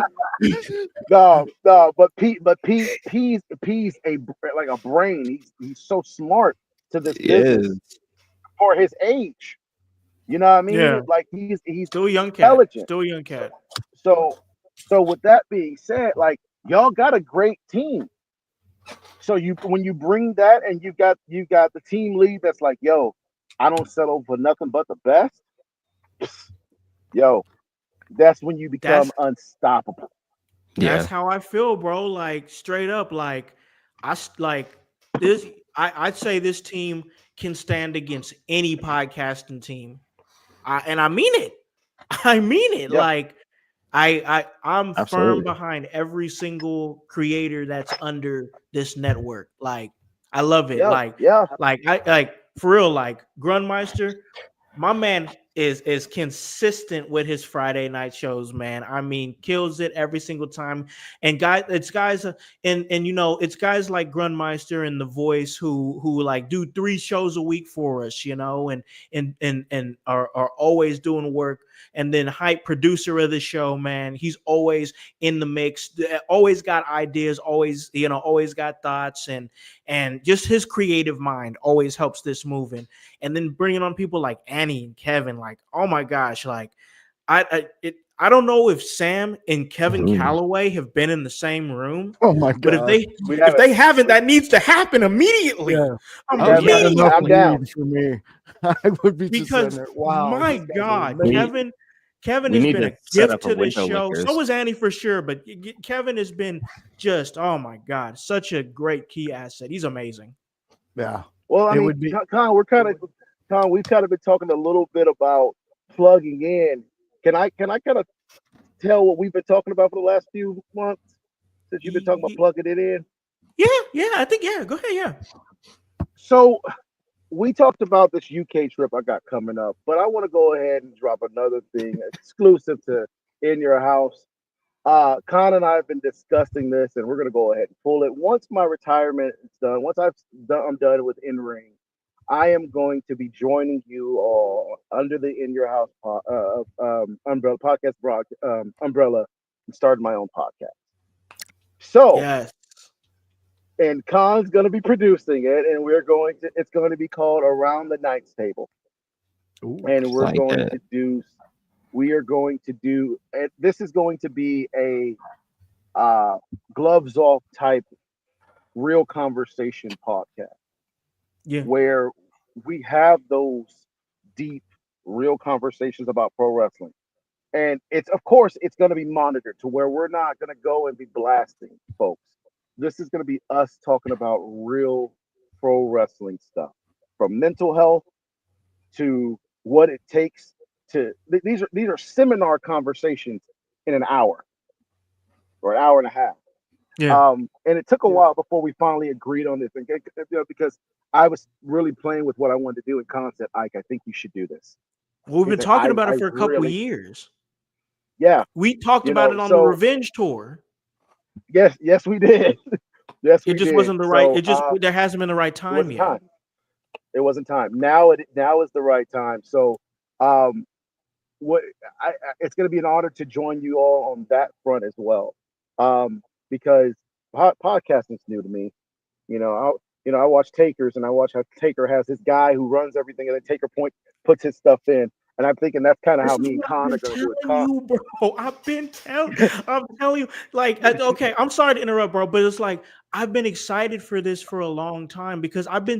know the formula of podcasting. Like all the guys here, that my amazing team, they know that I know the formula of podcasting, and they trust me, and I appreciate them for trusting me, and like that's what it's gonna be with you, bro. Is that you gonna trust me to make this something special and to make this once we get it going, because it podcasting, it takes time, it takes effort. Like I never thought in a million years, Sam, I never thought in a million years the Undertaker would have the number one podcast in the world. Yeah. I never thought in a million years. You told me that 10 years ago, I would have never imagined it. All I'm saying, bro, is that I have the know-how, you have the knowledge, and we have and I have a great string of creators around here. Of course, our access to guests, if that ever is a thing. This is something we've talked about for years. So yeah, big thing going on right there is that Around the Knights Table, Sam Knight podcast, that's going to be post his retirement. And yeah, that's going to be produced and presented by In Your House. So that's going to be big. Excited for that for sure, to add that to the podcast network. But I got to say, man, I'm excited about a lot of things as we're here on the road to WrestleMania, everything going down, everything jumping off, man. And I'm gonna we talked and we had that conversation and everything with The Rock and Cena and everything. But I do have to acknowledge the fact that we did have a title change. I'm gonna give it to Grun here, man. We had the tag team championships change hands. Street Profits once again champions. Could you talk us a little bit through some of your thoughts in general about SmackDown and the title change? Well, my thoughts on SmackDown is that we are building towards WrestleMania. This is absolutely the most chaotic WrestleMania I've seen in a while, or at least the build up to it. And then the title change. This has been a long time coming. I did miss the match. I have not seen it yet, but I've seen on social media that the Street Profits won, and I'm like, I did not have them winning. They were going to keep doing what they've been doing, which has been building up tension between this tag team division, which is someone comes out, interrupts the Street Profits, because I think you can have them keep this attitude and turn them babyface just because, like, they're right. Like, they have not been getting fair shots at the tag team titles. Every time someone gets involved, Nick Aldis rewards them. Like, here's a title opportunity. It's now a triple threat, 4-4-way, whatever.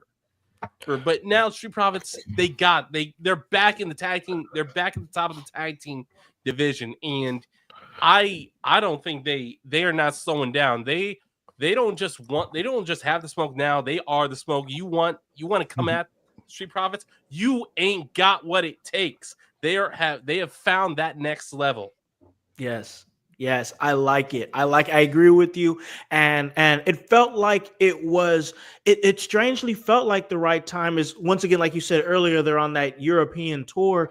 But I got to throw it to my man Hype here and get some of my man's thoughts real quick, because these title changes, bro, that are happening on these weekly shows, they're starting to kind of become a thing, bro. So what's some of your thoughts on, like, Rhea Ripley loses her title, Io Sky becomes champion, now we have DIY losing the title, and now we have, I mean, even I think the tag titles as well, the women's tag titles as well. But what are your thoughts on these title changes happening on these weekly shows, bro?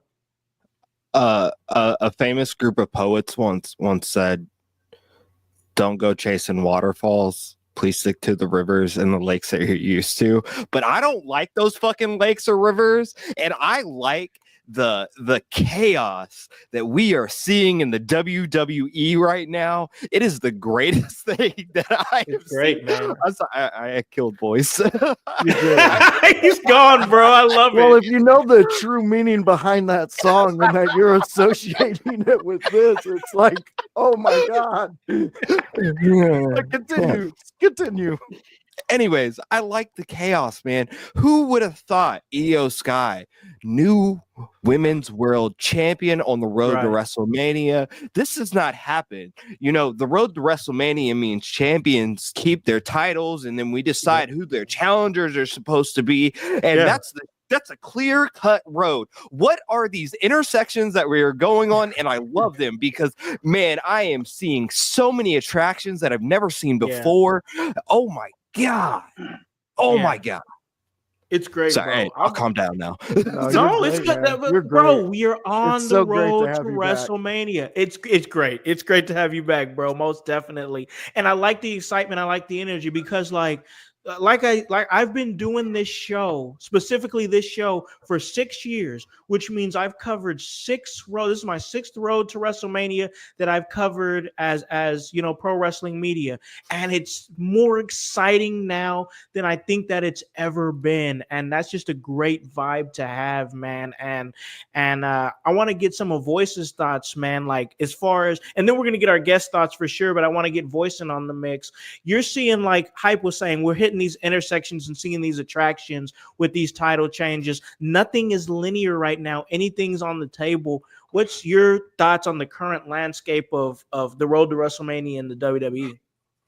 It's fantastic. And it goes back to what I was saying earlier with Triple H, the era of Triple H. Nothing is on the table right now. Like, he is putting things on the table, and it could be something that you don't expect. There is so many people. And Sam, I was there with you. I seen the Cena turn coming. And I especially go back to that sit down, that press conference where he looked into the camera and he's like, "I'm getting this. It's what's best for business." Right when I he don't said know if those you were words, supposed to pause after you said putting things on the table, but I feel like you should have said pause. Yeah, well, you're always pausing me, and it always throws me off. I never understand why until you explain it, and then I'm like, "Yeah, you're probably right." But you know what I mean. Anyway, anyways, yeah, I think that Triple H, he's seeing that he was in an era where the fans should have been dictating what happened, but he had Vince up there doing what he wanted. Vince was feeding us. He was putting things on the table too. He was putting a lot of things on the table.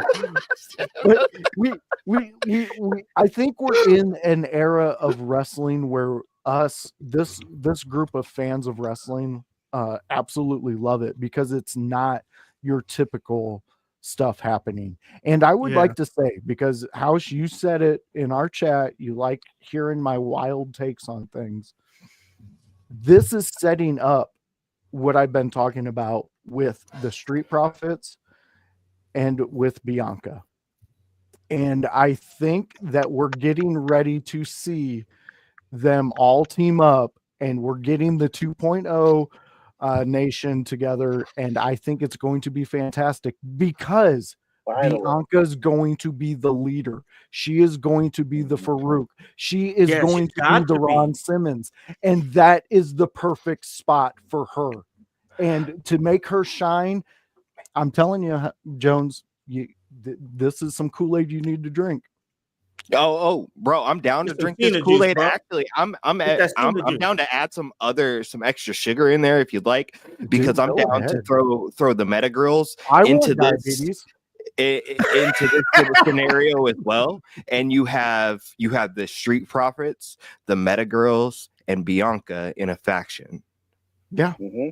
sign me Yeah. up. Mm-hmm.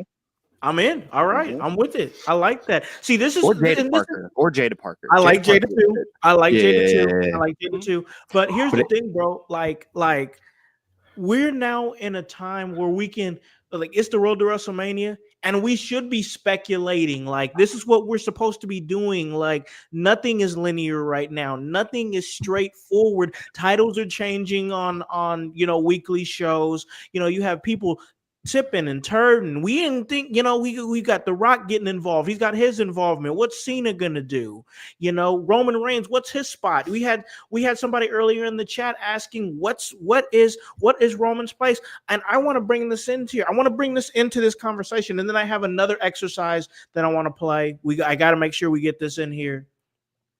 But what is the long-term plans for Roman Reigns? Because I don't think anybody's really thinking about that right now. And I want to throw it over to Sam right now because we have all these things because you have to, and one thing I always learn from Sam that is burned in my brain is to always ask what's next. So yes, WrestleMania is coming up and it's going to be a great show. It's going to be fantastic.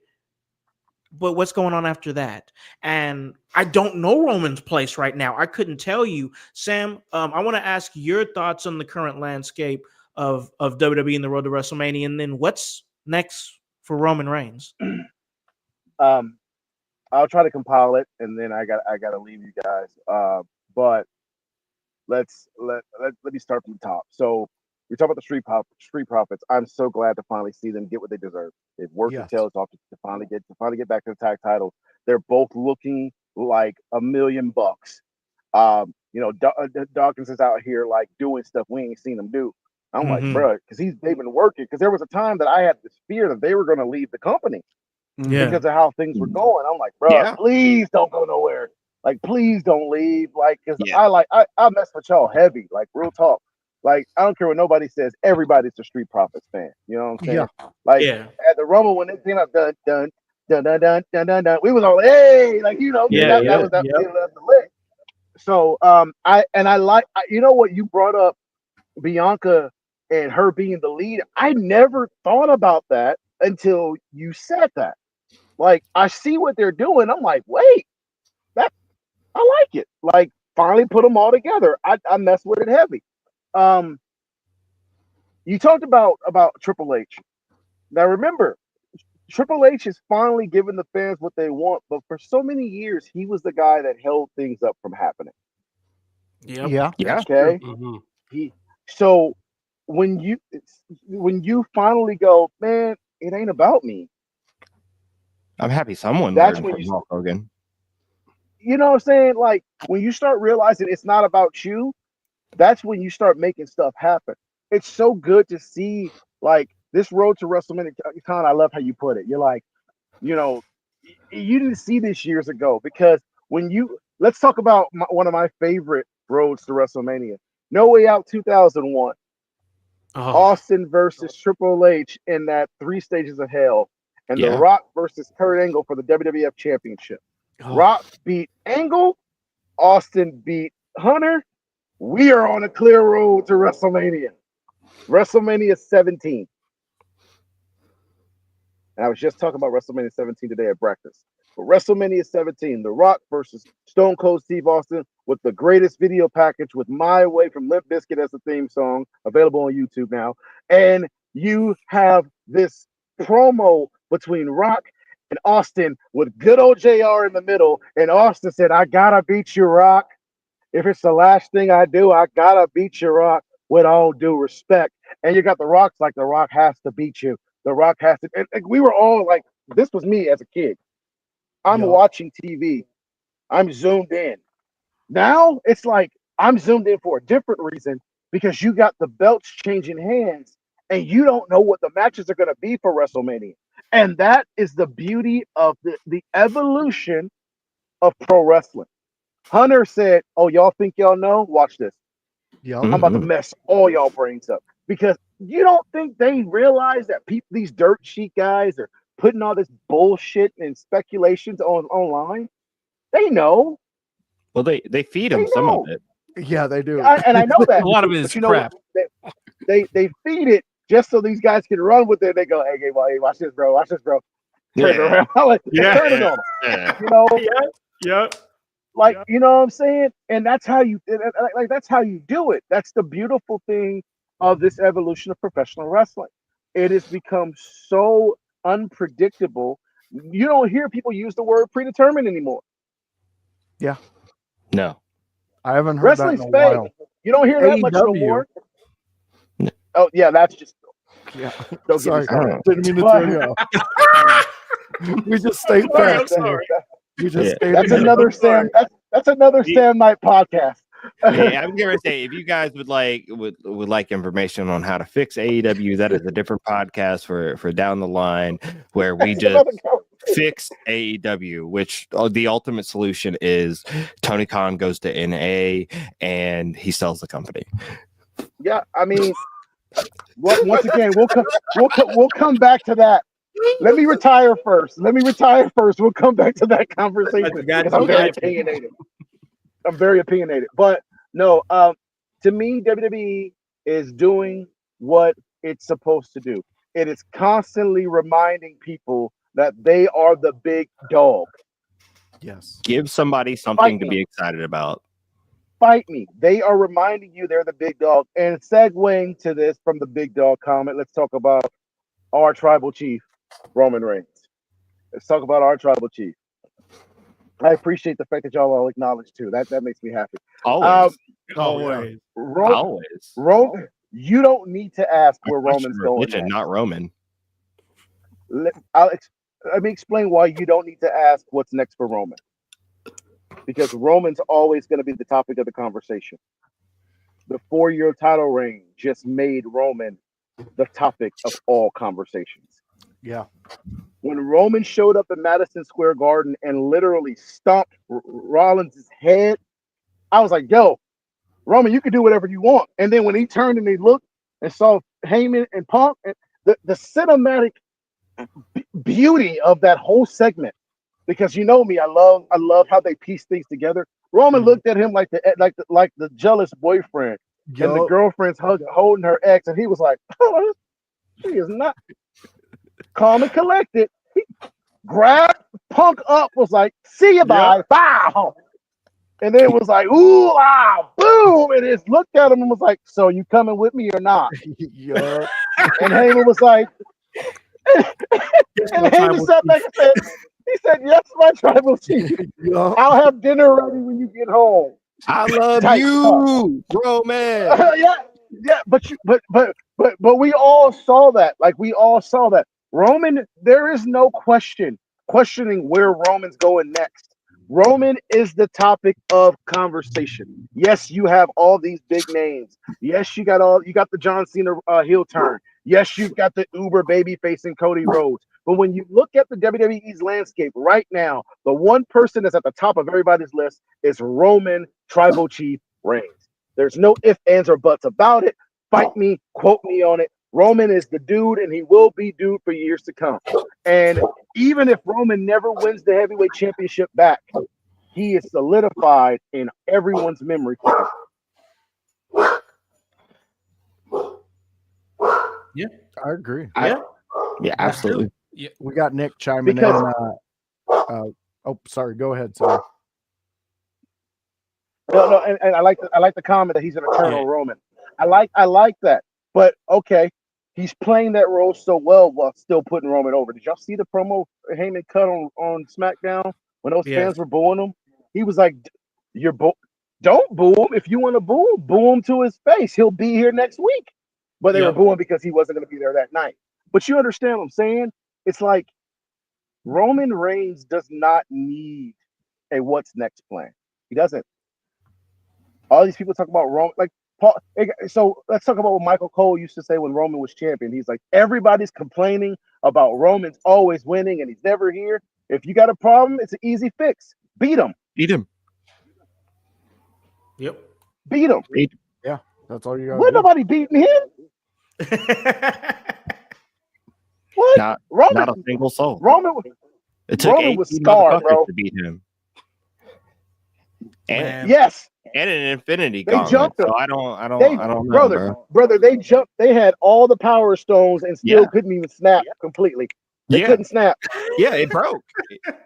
because every time they tried to snap, Roman was like, "Nope, nope." Roman beat himself at WrestleMania. Roman Yep. beat himself. Yeah. Like Roman Can beat himself. Can I give you guys a Roman scenario as we kind of pontificate on this road to WrestleMania, and especially like what's going to happen with this triple threat between Roman, CM Punk, and Seth Rollins, with one Paul Heyman in the mix.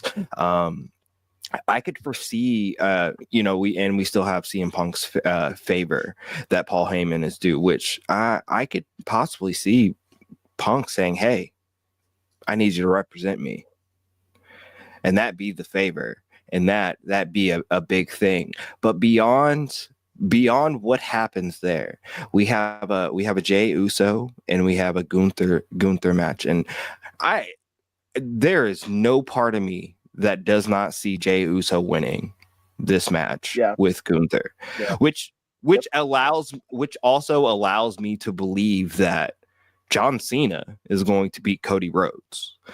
And with that, Jey Uso, big win off of WrestleMania. Whatever happens with Roman, I don't see him winning in this triple threat, winning this or maybe he does come out clean, and maybe he comes out clean and he sheds all sides. But I can see a Roman and Jey Uso feud coming shortly after WrestleMania for the both of them, with the World Heavyweight Championship in tow. And I don't know about you guys, but I feel like that would be a natural progression to where we are with all of these characters. I see Roman turning on Heyman because of exactly what Sam said about Roman beat himself at WrestleMania. Who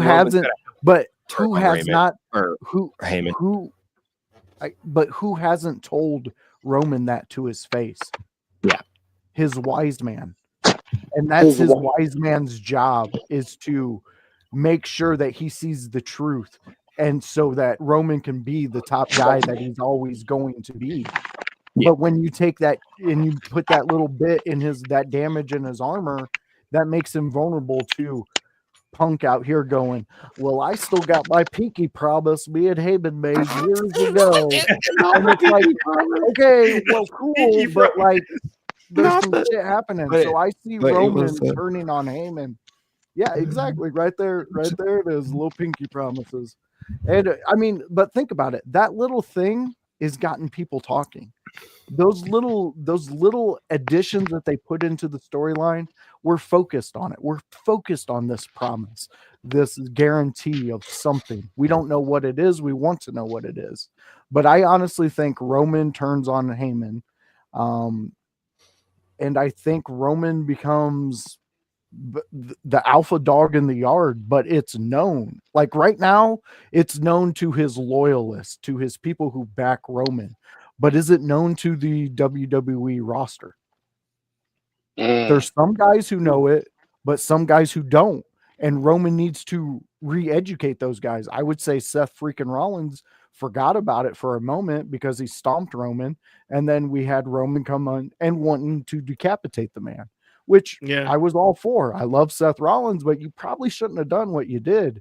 And then, like Sam set out so beautifully, there was that moment of, oh, you think you're going there? Okay, let me show you what I can do. And then Heyman instantly, I remember you. I know what you're capable of. And I just think that moment, what Sam built up, I could see Roman turning on Heyman because Absolutely. of not giving him that smallest bit of information. Yeah, no, it is a good thought. It's a good Fellas, thought. Yeah, I got I to was take gonna off, say guys. Thank you that so was much, gonna Sam. yes, no, for sure. I was gonna give you that opportunity real quick, man. I was just gonna say you got to get out of here, but we appreciate you coming on the show, man. Thank you so Yes. much for coming on and talk about what is gonna be your final year in ring as an in ring competitor. Thank you for talking about everything that you've got going on, dropping some exclusives here on the show and sharing your dates with us, man, for this farewell tour. We appreciate you, bro, and we know we'll be seeing you down the road because you'll be joining us here as you start your podcast in the next year. But yes, we know you got to go, but thank you so much for coming on the show, bro. It was a treat. Yes, thank Love you. you guys, man. I appreciate every one of you. And I'm looking forward to being back here soon. I will have some more exclusives for you. And y'all keep doing what y'all doing, man. I love the podcast. I love what you're doing. Just keep it up. Proud of you, Con. Proud of each and Thank every you. one of you. But Doc, proud of you. Y'all keep it up. We'll catch up with you soon. All right. God bless. Yeah, you All be right. safe out there, bro. We Much appreciate love you. to him, yo. Yes, most definitely. That was Sam Knight, ladies and gentlemen. And we're about to ride off into the sunset here in a minute for sure. But before we do, there's just one thing I wanted to talk about because we talked about doing it a little bit before the show. And it's just a small exercise where we're buying and selling stock. And I'll start it out. And it's just who are we buying stock in leading up to WrestleMania? Who are we selling stock in leading up to WrestleMania? Who do we think is worth buying into? Who do we think it's not? So for me, starting off, I would sell stock currently on the Wyatt Six. So the Wyatt Six is a faction that's been around since last summer. We were all excited about it, and we talked a little bit about this in the chat. We're all excited about it, and it just seems like nothing's popped off since then. And one thing that really jumps off to me is the fact that while they've been around for a while, and while we've expected them to be great, they don't even have a match at WrestleMania. Like they have no involvement at all at WrestleMania. I'm not sure they moved them to SmackDown after they terrorized the American Made, and then really nothing from that. So, what guys say? You will go around the room real quick. What are you guys at with the Wyatt Six buying, selling stock? Hype? Yeah, so listen, I, just like everyone else, was very excited when the Wyatt Six debuted. Very excited to see what their presentation was going to be. Very excited to see how are they going to use these 5 members of the WWE universe. So I bought in very, very early, and because of that, I'm going to disagree with you, Con, and I'm not going to sell my stock. I'm going to hold it. Hold it, okay. I'm going to hold what I have I in like the Wyatt that. Six, I like and I am going to wait and see what happens because there is still money on the table with them. It's not time to give up. You can't give up just because you haven't seen them because there's nothing to give up on. So if you're like me and you bought stock early in the Wyatt Six, just hold. Just hold on to it. Just hold on to it. Yeah, Okay. just be patient. Voice, where you at, man? Are you buying, selling stock? Are you holding? What are your thoughts, man? I'm selling until they get an actual horror story writer because I'm not. It doesn't seem like WWE right now in their writing department can write for the Wyatt Six, and that's sad. I know there's rumors flying around that there's some people maybe joining back in to the WWE, and some people are saying it would be a good fit for that person to kind of interject themselves and then kind of not rebrand the Wyatt Six, but maybe invigorated them, get that story back out there. But honestly, they tried too much with them too soon, and I don't think it stuck. So I'm selling on the 6. Okay, all right. So voice selling on the 6. Grunmeister, the blue-eyed villain. What are your thoughts, man? Are you selling? Are you buying? Are you holding? Why at 6? I think I'm gonna have to go with Jones, and I'm going to hold. Okay. And My Okay. guy, Grant. and My it's guy. yeah. Now, I think it is because like the Wyatt 6 came back at a what should have been a good time. Unfortunately, there is still the issue that even though they're not really diving into the supernatural part of it, they were very clear that they did not want to do anything supernatural with the Wyatt 6. It's still been very hard to book them and still make sure that there's enough time to push other stars like Braun Breaker to keep pushing Ilya Dragunov, to keep pushing and to build, to give the time that American Made would need to build the Creed brothers, Lyra Valkyrie, Dakota Kai, the Damage Control. Like, so hopefully after WrestleMania, we can. It will probably not feel like how it should have felt, but it will. I think it will feel better once we're post Mania, and it is more clear is Alexa Bliss and potentially Aleister Black joining the Wyatt Six. Yeah. Mm-hmm. Or feuding against them, because they would be interesting opponents as well. And I think there's things that they can play around with them. This is kind of my holdout for that as well, is because we don't know what we don't know yet. Yeah. If something starts with them and I have an inkling this is going to be bad, I sell then, but we'll be all right. It won't be too late. Yeah, for sure. Guys, this was a fun episode, guys. This was another fun one. I enjoy the fact that we had somebody, with the knowledge and the veteranship of Sam Knight come on the show and talk about it. But I'm really excited the core 4 is back together, man. Like, that's great that we are here, the core 4 back together here on the Sunday House Party. And man, I'm excited. Everything feels like it's jumping and moving again. We got hype back. We're happy to have him back for sure. And I'm excited at all the stuff we got going on. And I'm going to talk about it here in a second before we slide out of here. But before I do, I got to give my guys the opportunity to, plug themselves or where they can be found at. Grun, what you got moving, man? Where can they catch you? You can catch me at twitch.tv/Grunmeister. I stream every Friday at 7 p.m. Eastern. Sometimes during the week, or even on the weekends, I also stream some video games. But Friday night, I always talk about SmackDown, go over what happened the previous week. This week's episode is going to be going over the last 2 weeks that have happened. And technical issues. Guys know how it happens. That happens. It happens for sure. But we appreciate all the work that you do over there covering SmackDown, man. It's great stuff. But somebody who does great stuff covering not just Raw, but also ECW, that's an easy segue to my man, the voice, Josh Joseph. Where can they catch you at, bro? All right. So tomorrow night we go live at 7 p.m. Like always. I know you're saying Raw is overseas. What are we going to do? Sit down, be quiet. I'm excited. The window lickers got you. I'm excited.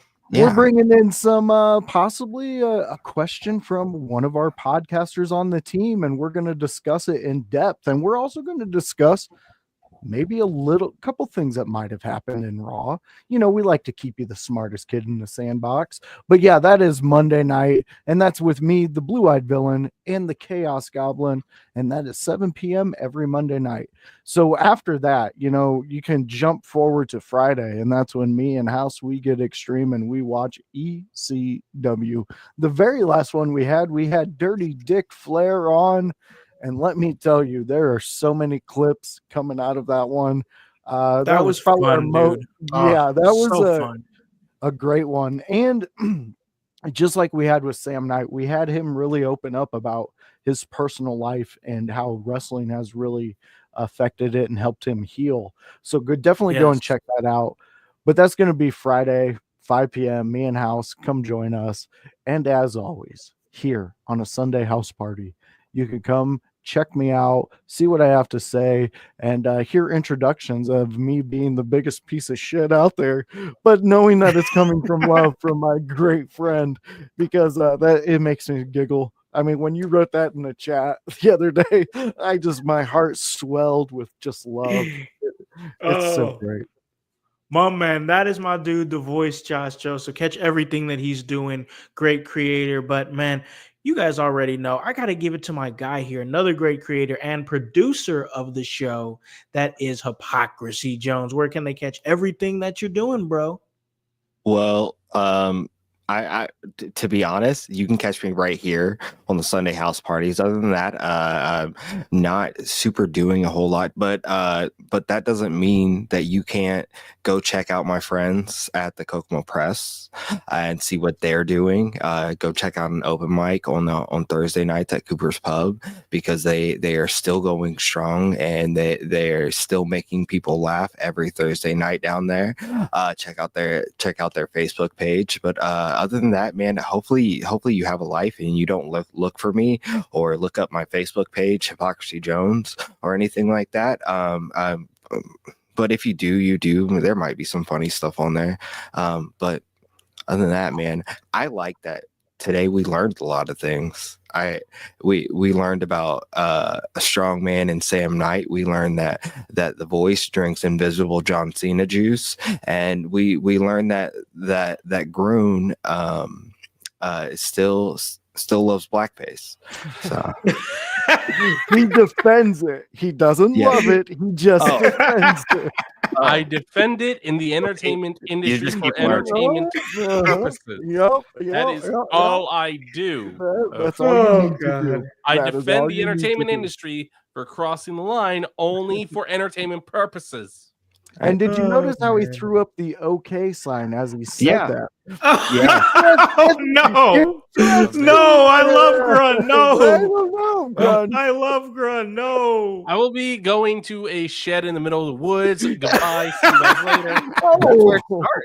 That's where it starts. And you'll find a community of other people. Oh my gosh, guys! Once again, great team here in your house. Great episode with Sam Knight. Great guest, and I'm excited for everything we got going on, because, as you guys know, we're on the road to WrestleMania.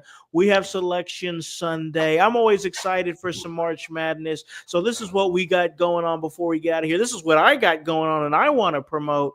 That is the NCAA Bracket Mania Challenge. What's on the line here at Bracket Mania? Well, let me go ahead and tell you what we got going on here. You have a chance to on the show here. Come join us here. And, all you got to do is download the app. It is the March Madness app. Selection Sunday going down tonight. And once you make a bracket, you got 3 cracks at it, ladies and gentlemen. And whoever has the best bracket, whoever has the best one, well, you get a chance to come here on the show on our special episode, our Special Mania episode, and talk about your topic, and we'll send you some free in your house merch. Whatever you look on our Brainbuster Tee store, you pick it, we get it for you. That's what we do here at In Your House. We're getting the household interactive. I'll drop links in the house call and put it out there on social media. It's going to be great. So, hey, guys, I need everybody in here to join. All you guys in here to join. Brainbuster Tees, there it is right there.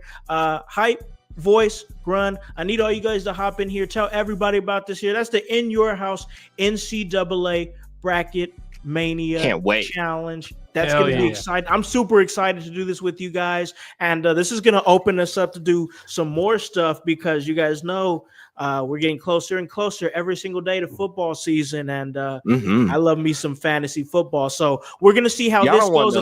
Y'all don't want let's get it. Let's get it. Let's go. Let's get it. Shit. We're going to have to talk about this after the episode. I'm going to keep talking. So I know you got it. We'll talk all the mess. But yes, guys, that is it right there. The NCAA Bracket Mania Challenge. Come join us, and you can get a chance to have your voice heard on the show and get a little free merch from In Your House. So, guys, this is what we do. It's all part of the work, and that's HOT. WSC, and that W stands for work. So for the Grunmeister, for the voice Josh Joseph, for Hypocrisy Jones, and the rest of the team here at In Your House, guys, I need y'all to hop on this bandwagon. Get on or get gone, because the household is still going mighty strong. You guys have a great day and a great rest of your week. Peace. Yeah. In your house with O'Con. Hey, O'Con in your house. Hollywood in your house. Hypocrisy's head in the clouds. Curating all kind of loud. Wrestling in front of the crowds. Paragon's holding it down. Anybody can get it. Josh Joseph standing on his decisions. He is the voice. There is no choice. Wheels and boys in your house making wrestling noise. Moving fast just like cruiserweight action. In your house is the perfect distraction. Pumpers in your ears when you in traction. Get this work with some wrestling action. Smoke.